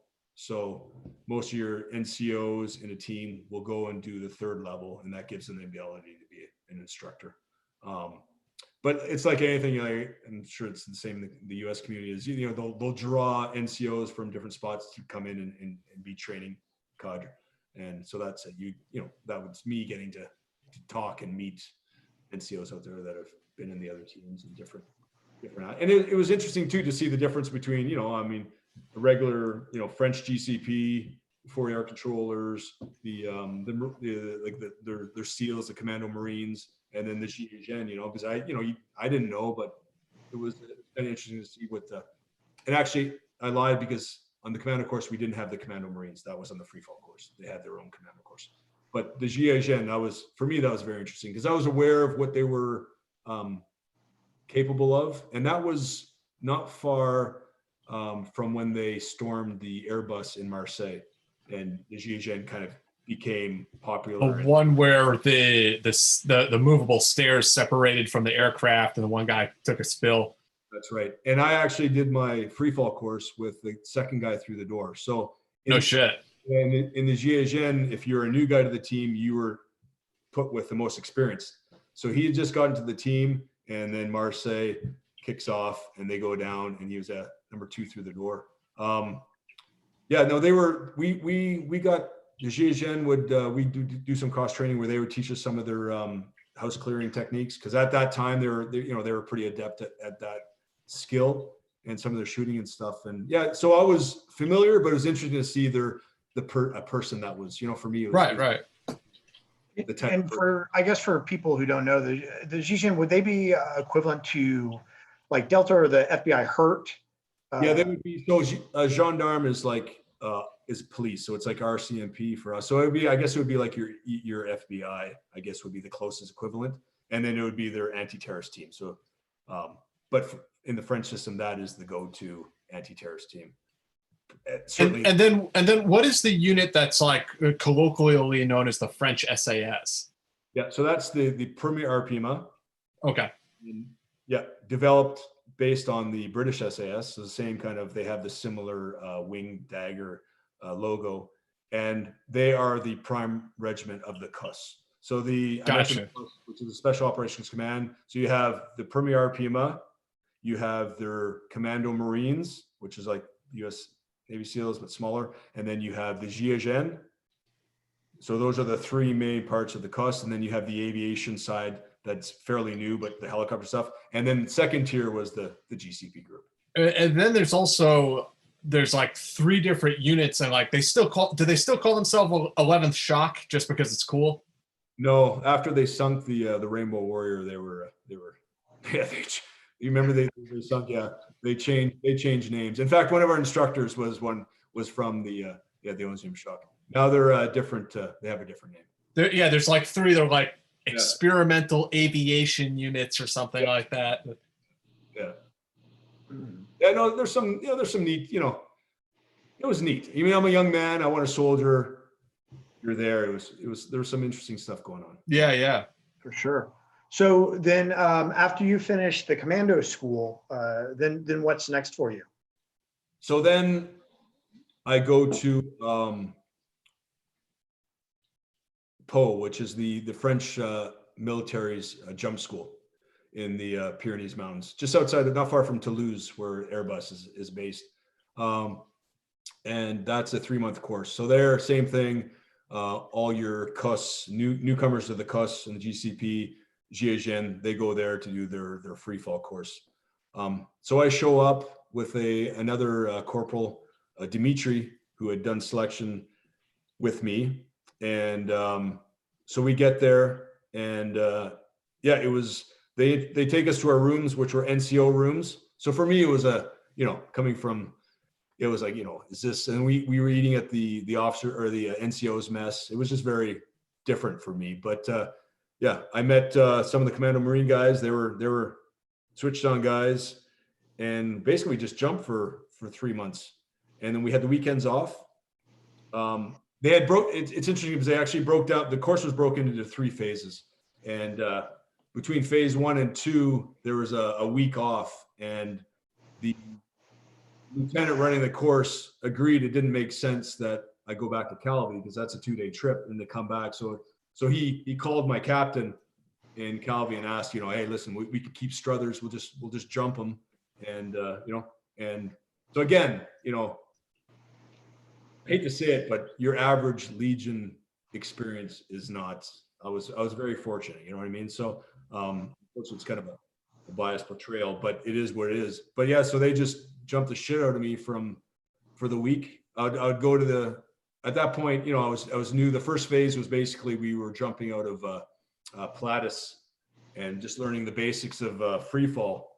And so I would just go to the jump zone, and the instructors were doing other courses, but when there was a spot available on their jumps, it was, hey, Joel, so I'd get to go, Pumas, just learn my trade a little more and relax, and life was good. At this point, I'm 2 years in. I met Dimitri. Yeah, well, the first course I go, I'm there as an extra. I'm kind of jumping. And there's the entry exams, which one of them is a 30-kilometer run. And to get into the GCP, you have to do that minimum under 3 hours. So full kit, 30 kilometers, you got to do it in 3 hours. And it's a good trek. And I get there and I run like a psycho, and I do it in, I can't remember, it was like 2.5 hours. But it's flat in post, so it wasn't as hard. But the last guy to come in basically walked over the line at hour 5. You know what I mean? But that was enough to get in. So I was sent home because I was the extra. So I come back, I do my medics course in the rep. I come back and I'm there for 3 months. I meet the guys, and Dimitri sets me up with his, he gives me his girlfriend's number that had been there on course, and she sets me up with her friend. So I'm jumping out of the Hercs, Transals, Pumas. At night, I'm free. No type de permission. I can go out in civvies and angle and do things that young people do. And life was good, man. It was, it was a shock to the system. And at the end of the course, as I said, I had befriended some of the guys from Commando Marine. I drive back to their base in Toulon, which is the big naval yard for the French. And that's where the Hubert, which is their kind of flag unit for the Commando Marines, that's where their base is. And we get there, and they had their main building and then a nice dock, and there was a U.S. Nuclear attack sub there with, and I guess a U.S. SEAL team was there cross training. And I didn't see him, but the sub was moored there, and they showed me the ribs and some of their underwater subs and some of the kit they're using, the kit room, their armory. And I was just like, fuck, I got to go back to Calvi. First of all, I need a haircut, and I'm going back to the old school rep way of doing things. So it was kind of, I hate to say it, it wasn't the beginning and the end, but it was certainly the end of the beginning. Because you sort of saw like how other people had it, and you're like, oh man. Yeah. Albeit I was fortunate. I sound like I'm whining, but I'm still going back to the rep, which is old school. It's very controlled. So it was a hard adjustment, but you get back and you get thrown into it. And I had a lot, at this point, I'm just a junior guy to the team. So I got all that to learn and do, but at least I had the courses I need to do. So I go back and start my time as a teammate in the team. Well, while you were at the Halo school, at the skydiving school, or the military free fall, is that when you learned about Legionnaire French? Was it there, or was it the commando school? It was kind of, you know what? I was lucky because there's the French that the Legion teaches their new recruits is very kind of like prison French, it's old school. There's lots of German vernacular in the Legion French because of the influence from the Germans. But there's like, for example, when you go to the cook hall and you want eggs, it's deux couilles. If you want 2 of them, it's deux couilles, which is basically 2 balls, or 2 testicles, I guess would be. But if you're a Czechoslovakian or a Romanian or a Polish guy, you don't know. You just know.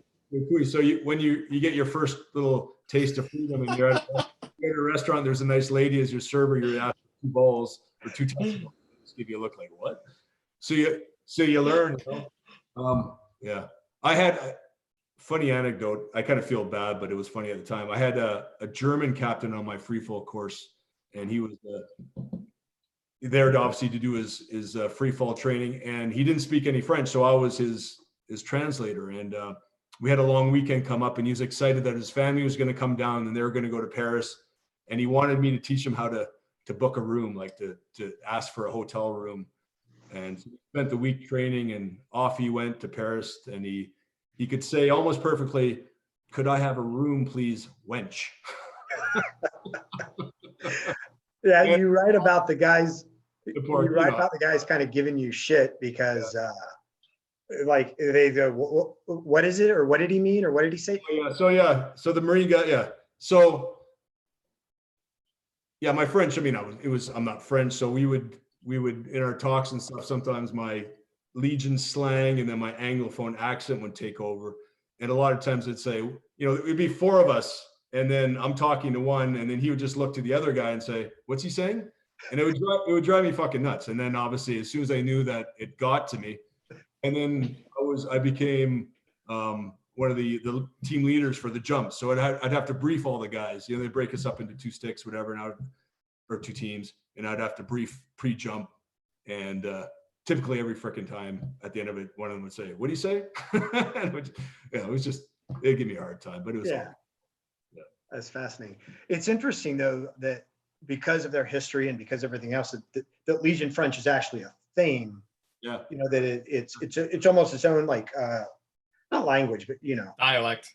Yeah, dialect. Yeah, very interesting. Like the second company in the rep, their marching song is Edelweiss, which is a Wehrmacht. Yeah. The vernacular, like Achtung is there, Schmul, like a lot of German words there. So, you know, obviously Pooch, we talked about that, but yeah, there's a lot of German influence. That's Very interesting. So you finish that, and then you go back. So you're a full-fledged qualified commando or GCP. Correct. Yeah. So I go back, and then it's typically, you know, training, exercises, so jumping with the guys and just, you know, getting into it and learning the team aspect of stuff. And then you're new to the jumping, so they're watching or giving you a hard time. But we go off to Chad at that point for a tour. And yeah, we're in Chad. There's nothing really going on, but it's just training. So we would got the vehicles, and we'd head up. And I was always interested in the Sahara, so I was always bugging my boss about going up to Abéché, which was an area up in the northern part of Chad, southern part of the Sahara Desert. And it was known for, there's an old French fort there going back to like your Beaugest days. And in fact, I think during the Libyan Chad War, because the French were involved in that, assisting the In Chad. 88. Yeah, they had shot down a Hind and taken a couple Russian-made ground radar type tracked vehicles, and I think the Americans flew in your Starlifters into Abéché and flew some of them out. So it kind of had, that would make sense. That was when General Haftar was captured during that war, and we brought him to the United States, and he was set up in a nice place in Virginia, and one could argue that perhaps he was a U.S. intelligence asset and that we sent him back to Libya when the Civil War kicked off. There you go, yeah. So it had, you know, the name resonated, and I'd heard about it before. I'd heard that the SAS had been through there, the old Desert Rats, but I could never find that anywhere written down, because that would have been the part of the, you know, but whatever. So we went up there, and yeah, we jumped on, there's an airstrip by the old French Legion fort, and we that was probably, you know, one of my memorable jumps. Is the Herc, we went out, we secured the airstrip, and then the Herc came in and did an operational landing, and then one of the French mortar teams rolled out their mortars in the back, and there in the background was the French fort, you know, so I was just kind of waiting for the Beaugest dead Legionnaires to be propped up on the side with their weapons, you know. But yeah, it was neat, but it wasn't operational. It was just kind of training, and there was stuff started to heat up in the Congo, and at one point we were called back to the base, and we were going to either fly or jump into Brazzaville, and that was kind of, you know, that was interesting. We're all keyed up because at the end of the day, that's what we wanted to do. We wanted an operational jump, you know. Unheard of. I think the last operational jump for the rep would have been Kolwezi in Zaire. So we were stood down, and yeah, it was kind of a depressing moment in my time there, but it is what it is. And but I enjoyed Chad. I saw, you know, I mentioned the book. It was, you know, another view of Africa, different from Bungie Central Africa, obviously different terrain. But I would see, you know, we did some pretty good navigation tours, and we'd drive through villages where they had nothing, you know, but they're happy. That always sticks to me to this day. You know, I get pissed off because my Wi-Fi, I'll lose my shit. My daughter looks at me, my Wi-Fi is slow, and you know. So it was good for a young man to kind of perspective to see the world for what it was, and so I enjoyed in the end. Yeah. And so what is this, are you planning your exit now? Are you kind of making the decision that you're not going to stay? No, not quite yet. But I'm definitely, as you do, watching. You know, you kind of see you're seeing the NCOs. You see the route that a career is going to be, right? Right, right. And I can see the similar momentum of the yearly happenings that's going on within the regiment. You know, there's the tours, and there's the certain times when all the vehicles and equipment has to be cleaned and then accounted for. There's garrison type stuff. There's the courses I can look forward to or not look forward to. The idea of going to Castell was something that always kind of, I didn't, but so I'm kind of watching and trying to figure out at this point, is this something long-term? It's not until we go into Brazzaville, Congo, that I'm kind of making decisions on the next step, but we're getting there. Yeah, for sure. Yeah, it's unfortunately it's a tough controlled environment, and as you get older, towards the end of my 6 years, I'm 29. You kind of have to make that decision whether or not you need 15 years in the Legion to get to retirement, and is that something I want to do for my as a career, or I'm still young enough I can get out and start something new. I'm not past my prime, so yeah, I was trying to decide whether or not to.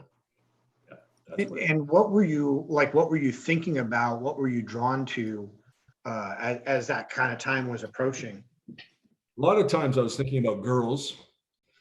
Because you guys were so restricted, right? I mean, yes, I'm being facetious, but it's true. You're young men, and yeah, it's again, I was fortunate, so we get to go out and have time, but it's very controlled. I mean, to have a girlfriend, a serious relationship, you're not allowed to get married for the first 5 years.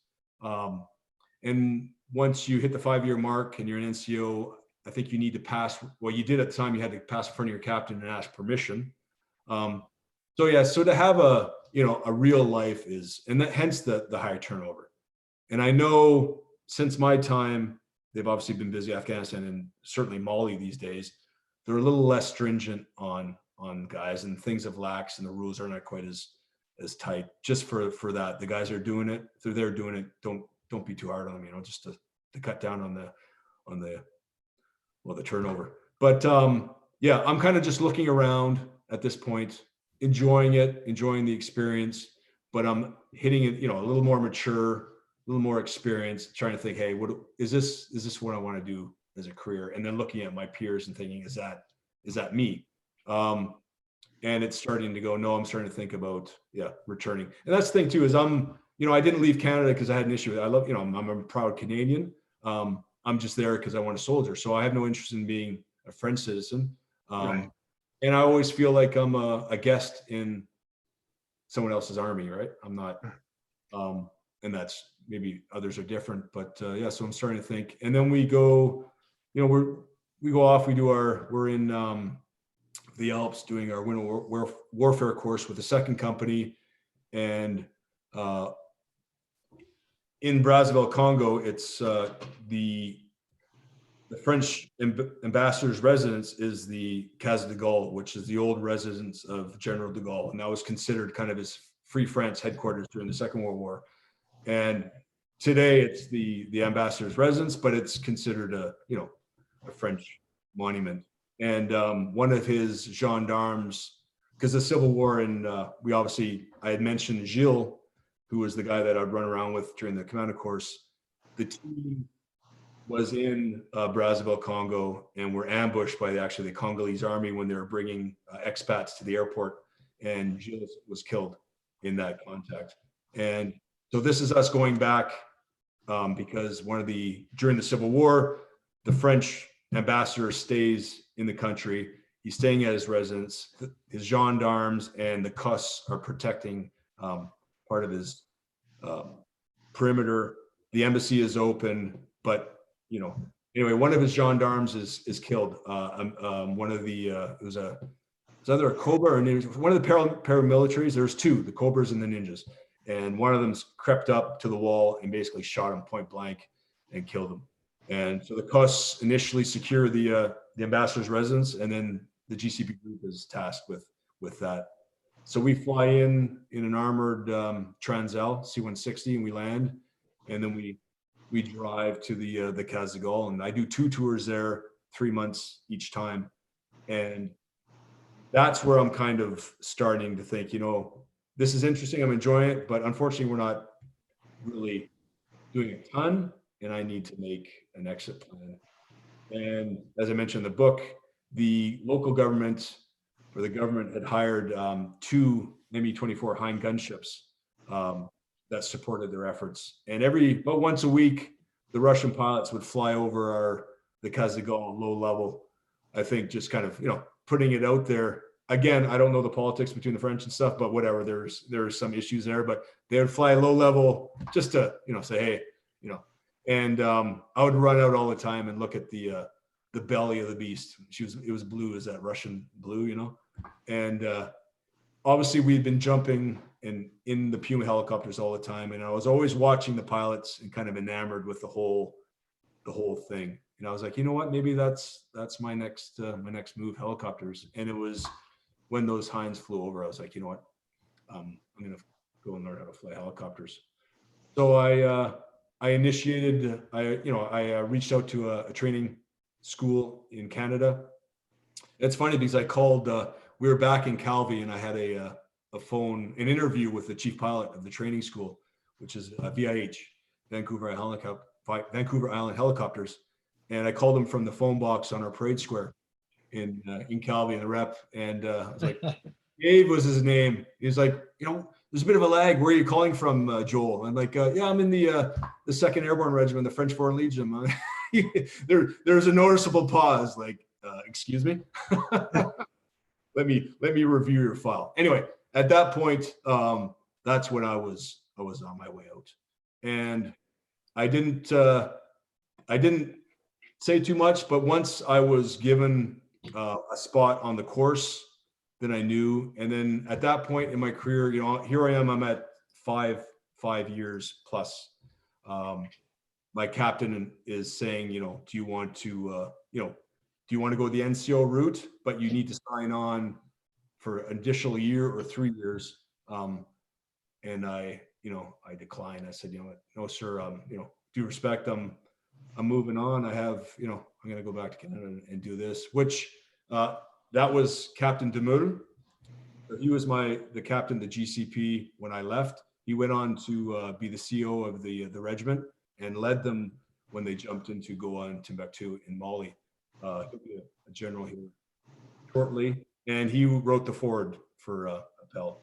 He was nice enough to do that, but he respected that. And then, as I said, I went in front of the company captain. That's when they offered the position down in duty as a.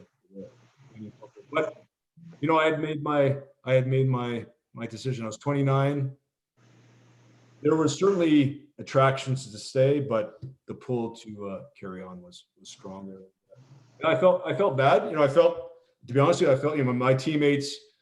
There's some good guys, man, and that's a big reason why I wrote the book. Is the misconception of what a Legionnaire annoys me, and the reason for the book was there's a lack of education out there, and at the end of the day, they're young men, good guys doing a job. Some pay the price, and some are certainly more so this day. So the effort was to write a true positive account from that served, reached the upper levels, because unfortunately a lot of the information that is shared about the Legion is typically deserters that couldn't hack it, and they just share their own narrative, which is full of shit. Well, what would you say to a young man coming to you today saying, hey, I'm thinking about joining the Legion? That's, I get a lot of DMs, because obviously, I did the Jocko, that was kind of the Jocko podcast, which was an introduction to all this for me. And as a result of that, I've been getting quite a few. I bet. Yeah. And, I left 20 years ago.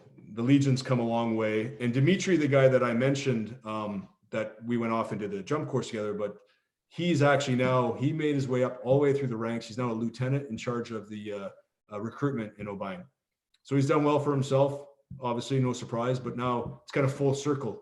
And I just basically tell people if they're interested, I'm not the person to give you advice by any means. I mean, it's 20 years ago, but if it's something you want to do it. Just make sure you're going for the right reasons. And the only advice I would say is, as I mentioned earlier, know some French and be in shape, and know how to run. Your cardio has got to be up there. But the Legion has a website. It gives you all the information that you need. Go to them. Don't come to me.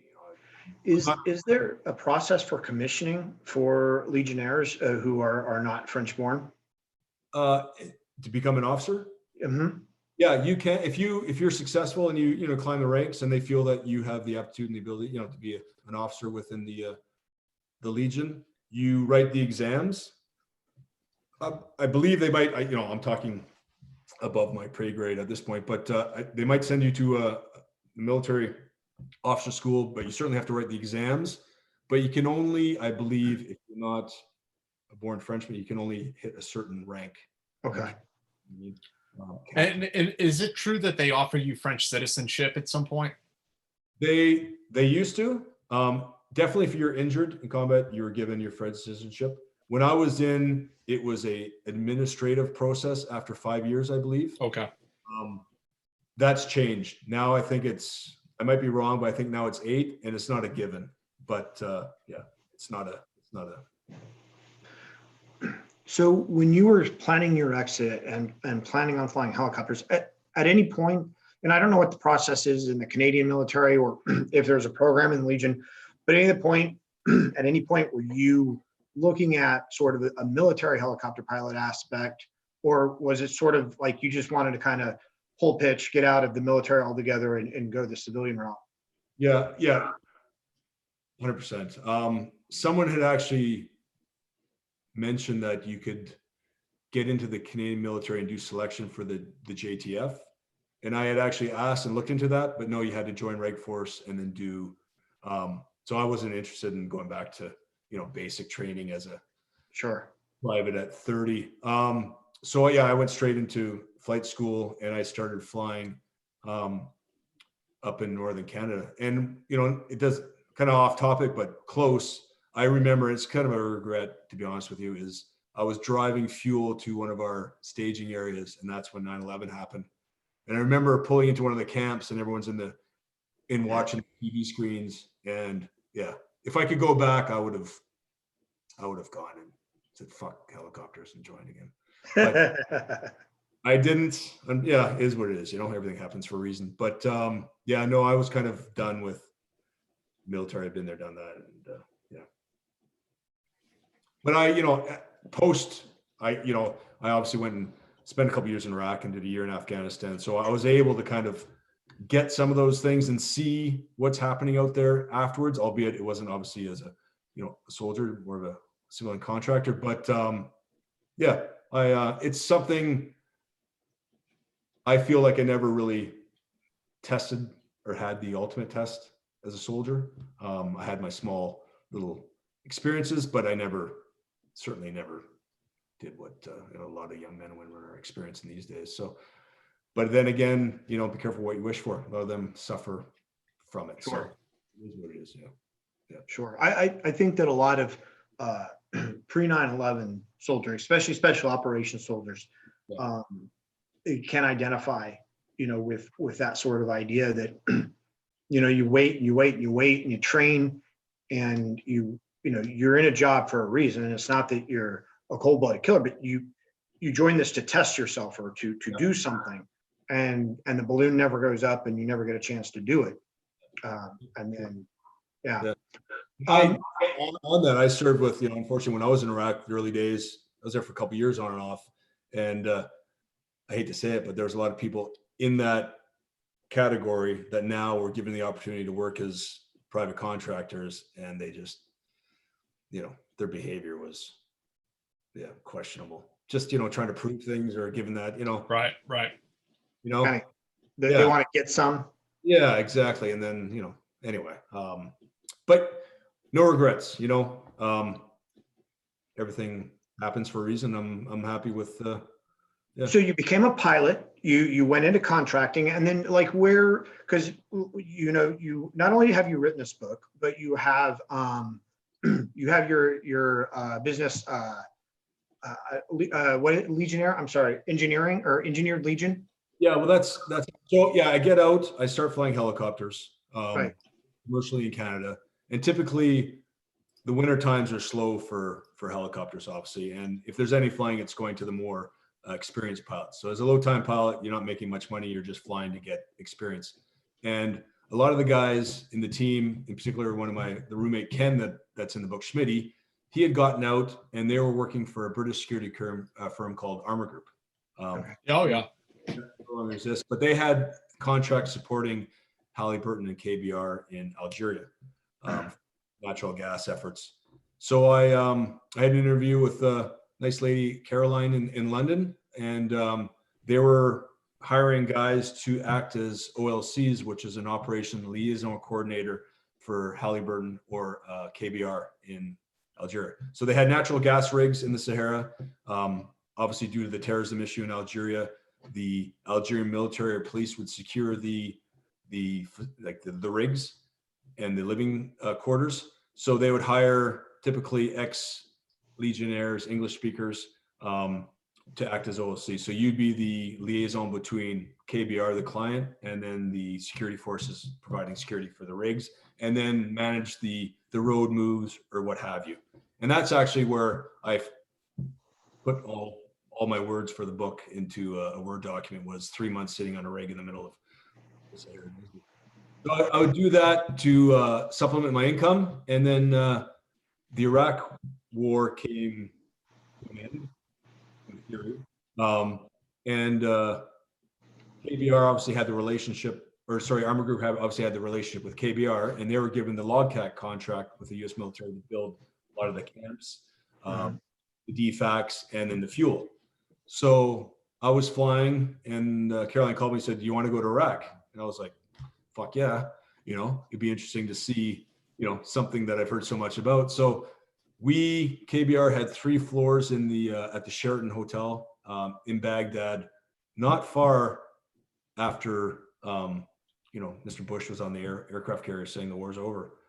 We were there fairly early on. The idea was we had 2 regiment guys, and there's a handful of us. And the idea was they were going to hire all these Iraqis and train them on close protection. And the idea was when KBR executives came in from Houston and stuff, we would be there to do the road moves to all the different installations, so to provide security for them. So I did that for the first, and not a lot was going on. Things were fairly quiet. The IEDs hadn't started, suicide bombers hadn't started.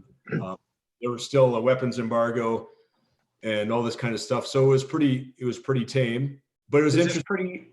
Is this pretty early into 2003 then? Is this kind of? That's 2004. And in fact, okay.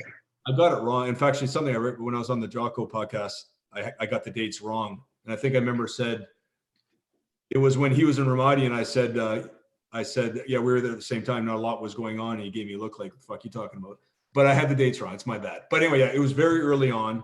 And yeah, so we did that. But it was interesting to see. For me, it was an eye opener seeing the American war machine, just the size of it and everything. It was a neat experience. And then I came back the next year, and then we were doing a different project. We were doing Armor Group again, but it was low profile PSD. And it kind of comes back to what I was saying earlier.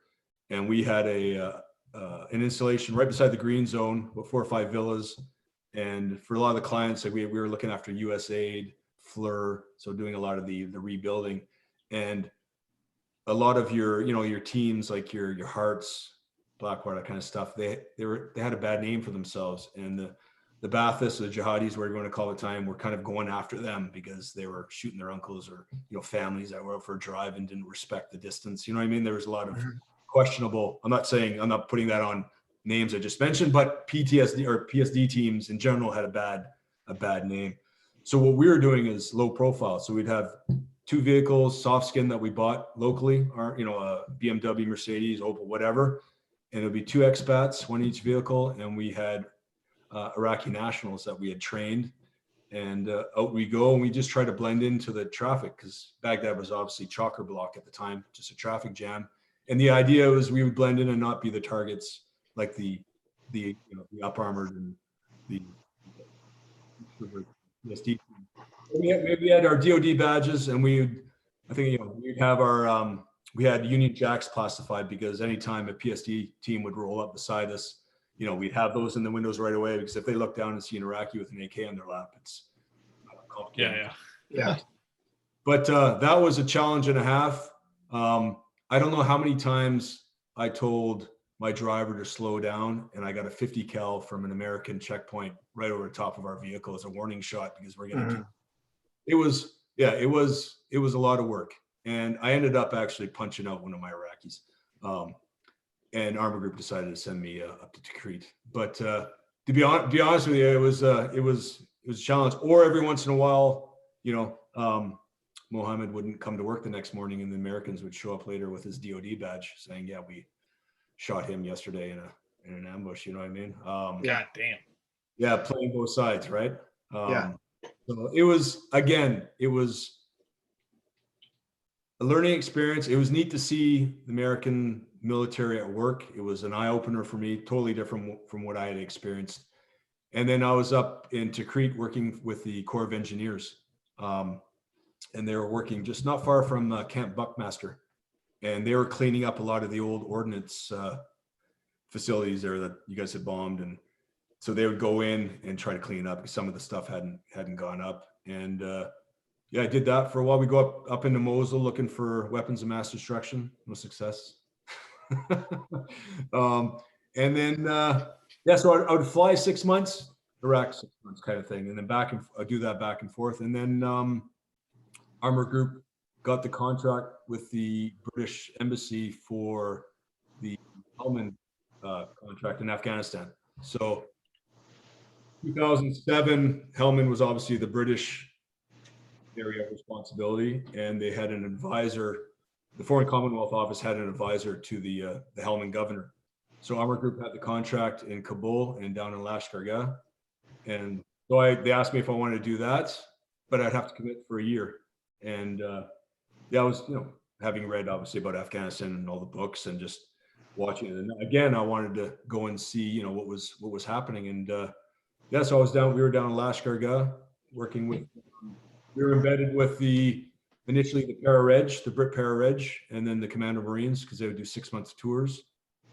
And it was interesting. I enjoyed it. Had a young suicide bomber take a run at us, and then some other side. And I just after a year, at that point, I had a son. My son was probably 3.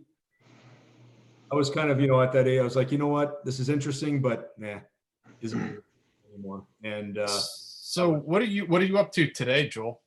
Yeah, so today, what are you up to now? As a result of all that, 3 partners and I got together, and from the Legion, we started Ravenhill Risk Control, which is a Canadian security company, and predominantly we do domestic stuff. And on the side, obviously, writing the book came up.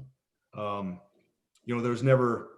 waited for years, and nothing ever came out of what a Legionnaire represented. And it's something, it's something that I would actually avoid just in small talk. How do you explain something in small talk? Right, so right. Maybe it was on me to write a book, because the story. So I put the time and effort in, and it came out last year. And then it was more trying to figure out how to use that platform. Like, it's not about me. And the reason I mentioned the company Ravenhill is that is a name in the family that goes back to the Boer War. And when I would sit and talk to my grandfather and my grandmother, when I was doing my flight course, my grandmother mentioned to me that there was a Victoria Cross in the family. And I was blown away with that, because I'm always enamored with, that type of stuff. And it was George Ravenhill, which was her great uncle. And he had won the VC in the Boer War at the Battle of Colenso.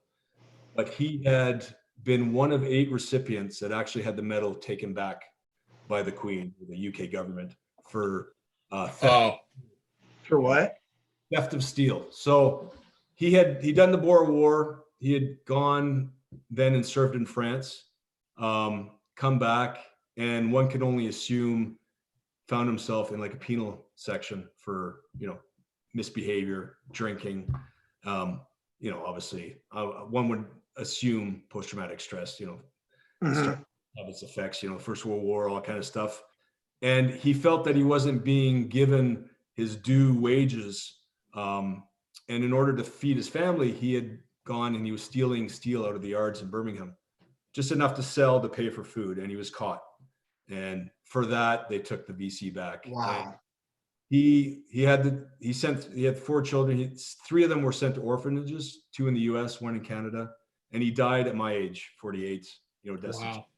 Wow. Brave, he had been shot through the arm, battle cleanse. I mean, if you read the report, he's obviously a brave man, served his country. And I was always respectful of that. So I used the name Ravenhill for the company. But, with the book and the platform, trying to think, how to use it in a positive way, we created Legion Engineered. Right. And the idea was that the book, all the proceeds that come to me as the author, which is, not a lot, but that will go to support the Legion Engineered effort, which is basically just an apparel effort for PTSD awareness.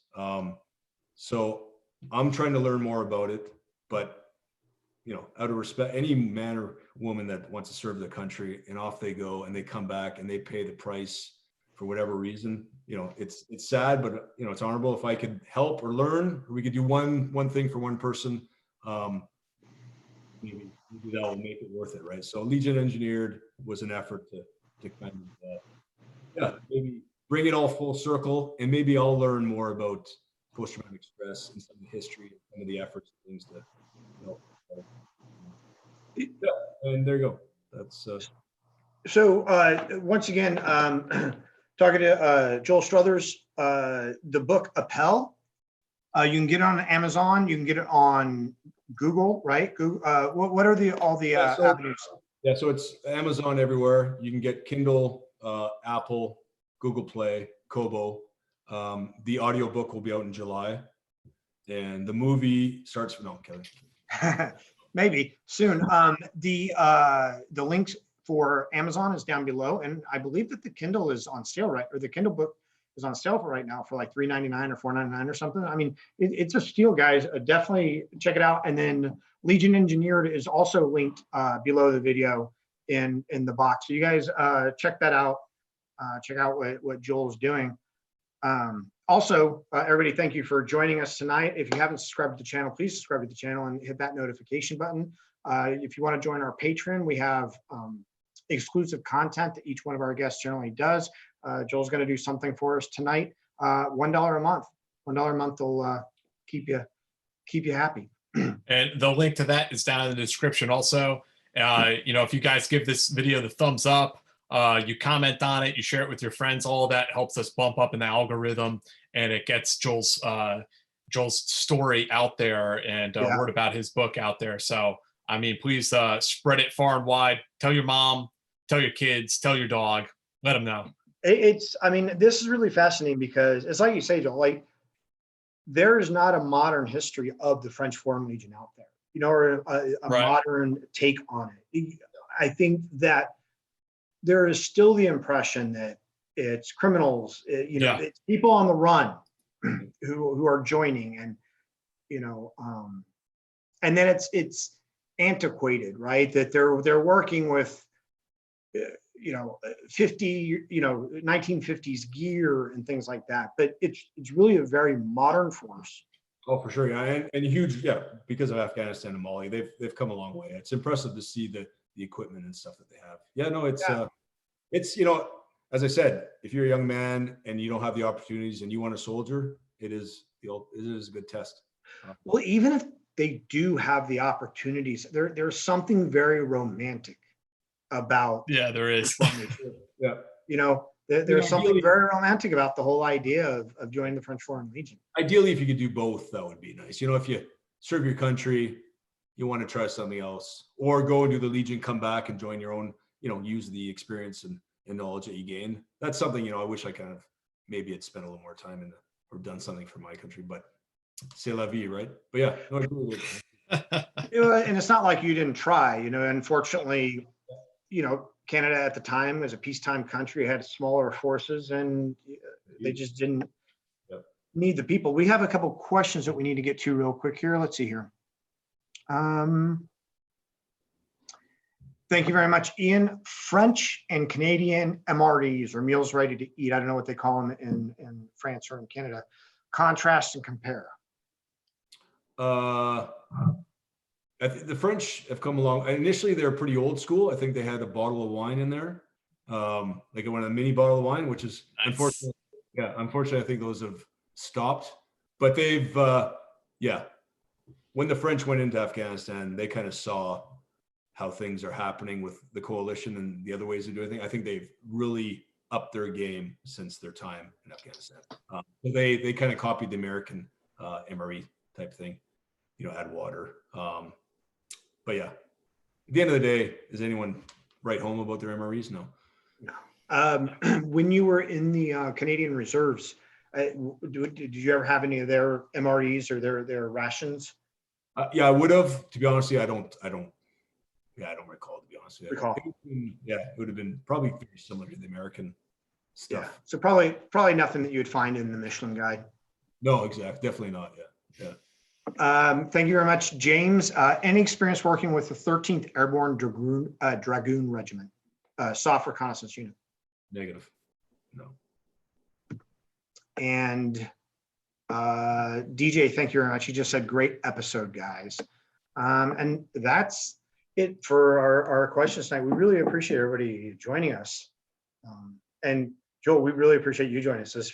Oh, thank you. Yeah, it was a fascinating story. I appreciate that. No, it's hopefully I came across.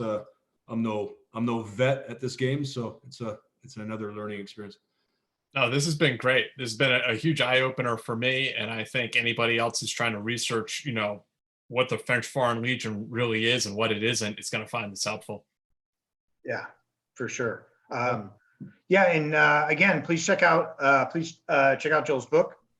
Great book, and I think one of the things that a couple of interesting things about the book is there's a great deal of history about the Legion, about each of the locations you go to. Like it's not just Joel's history, but it's also a really good take on the French Foreign Legion, the history bringing up to the modern era, at least the modern era as Joel experienced it. So but that's it.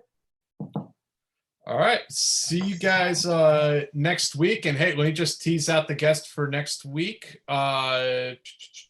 Oh, that's right. Next week is August Cole and Peter Singer. They're the authors of Burn-In and Ghost Fleet. Also, they write military thrillers like near future, sort of techno thrillers. And I'm halfway through this book right now. It's about the integration. It's about how artificial intelligence is going to change the entire world.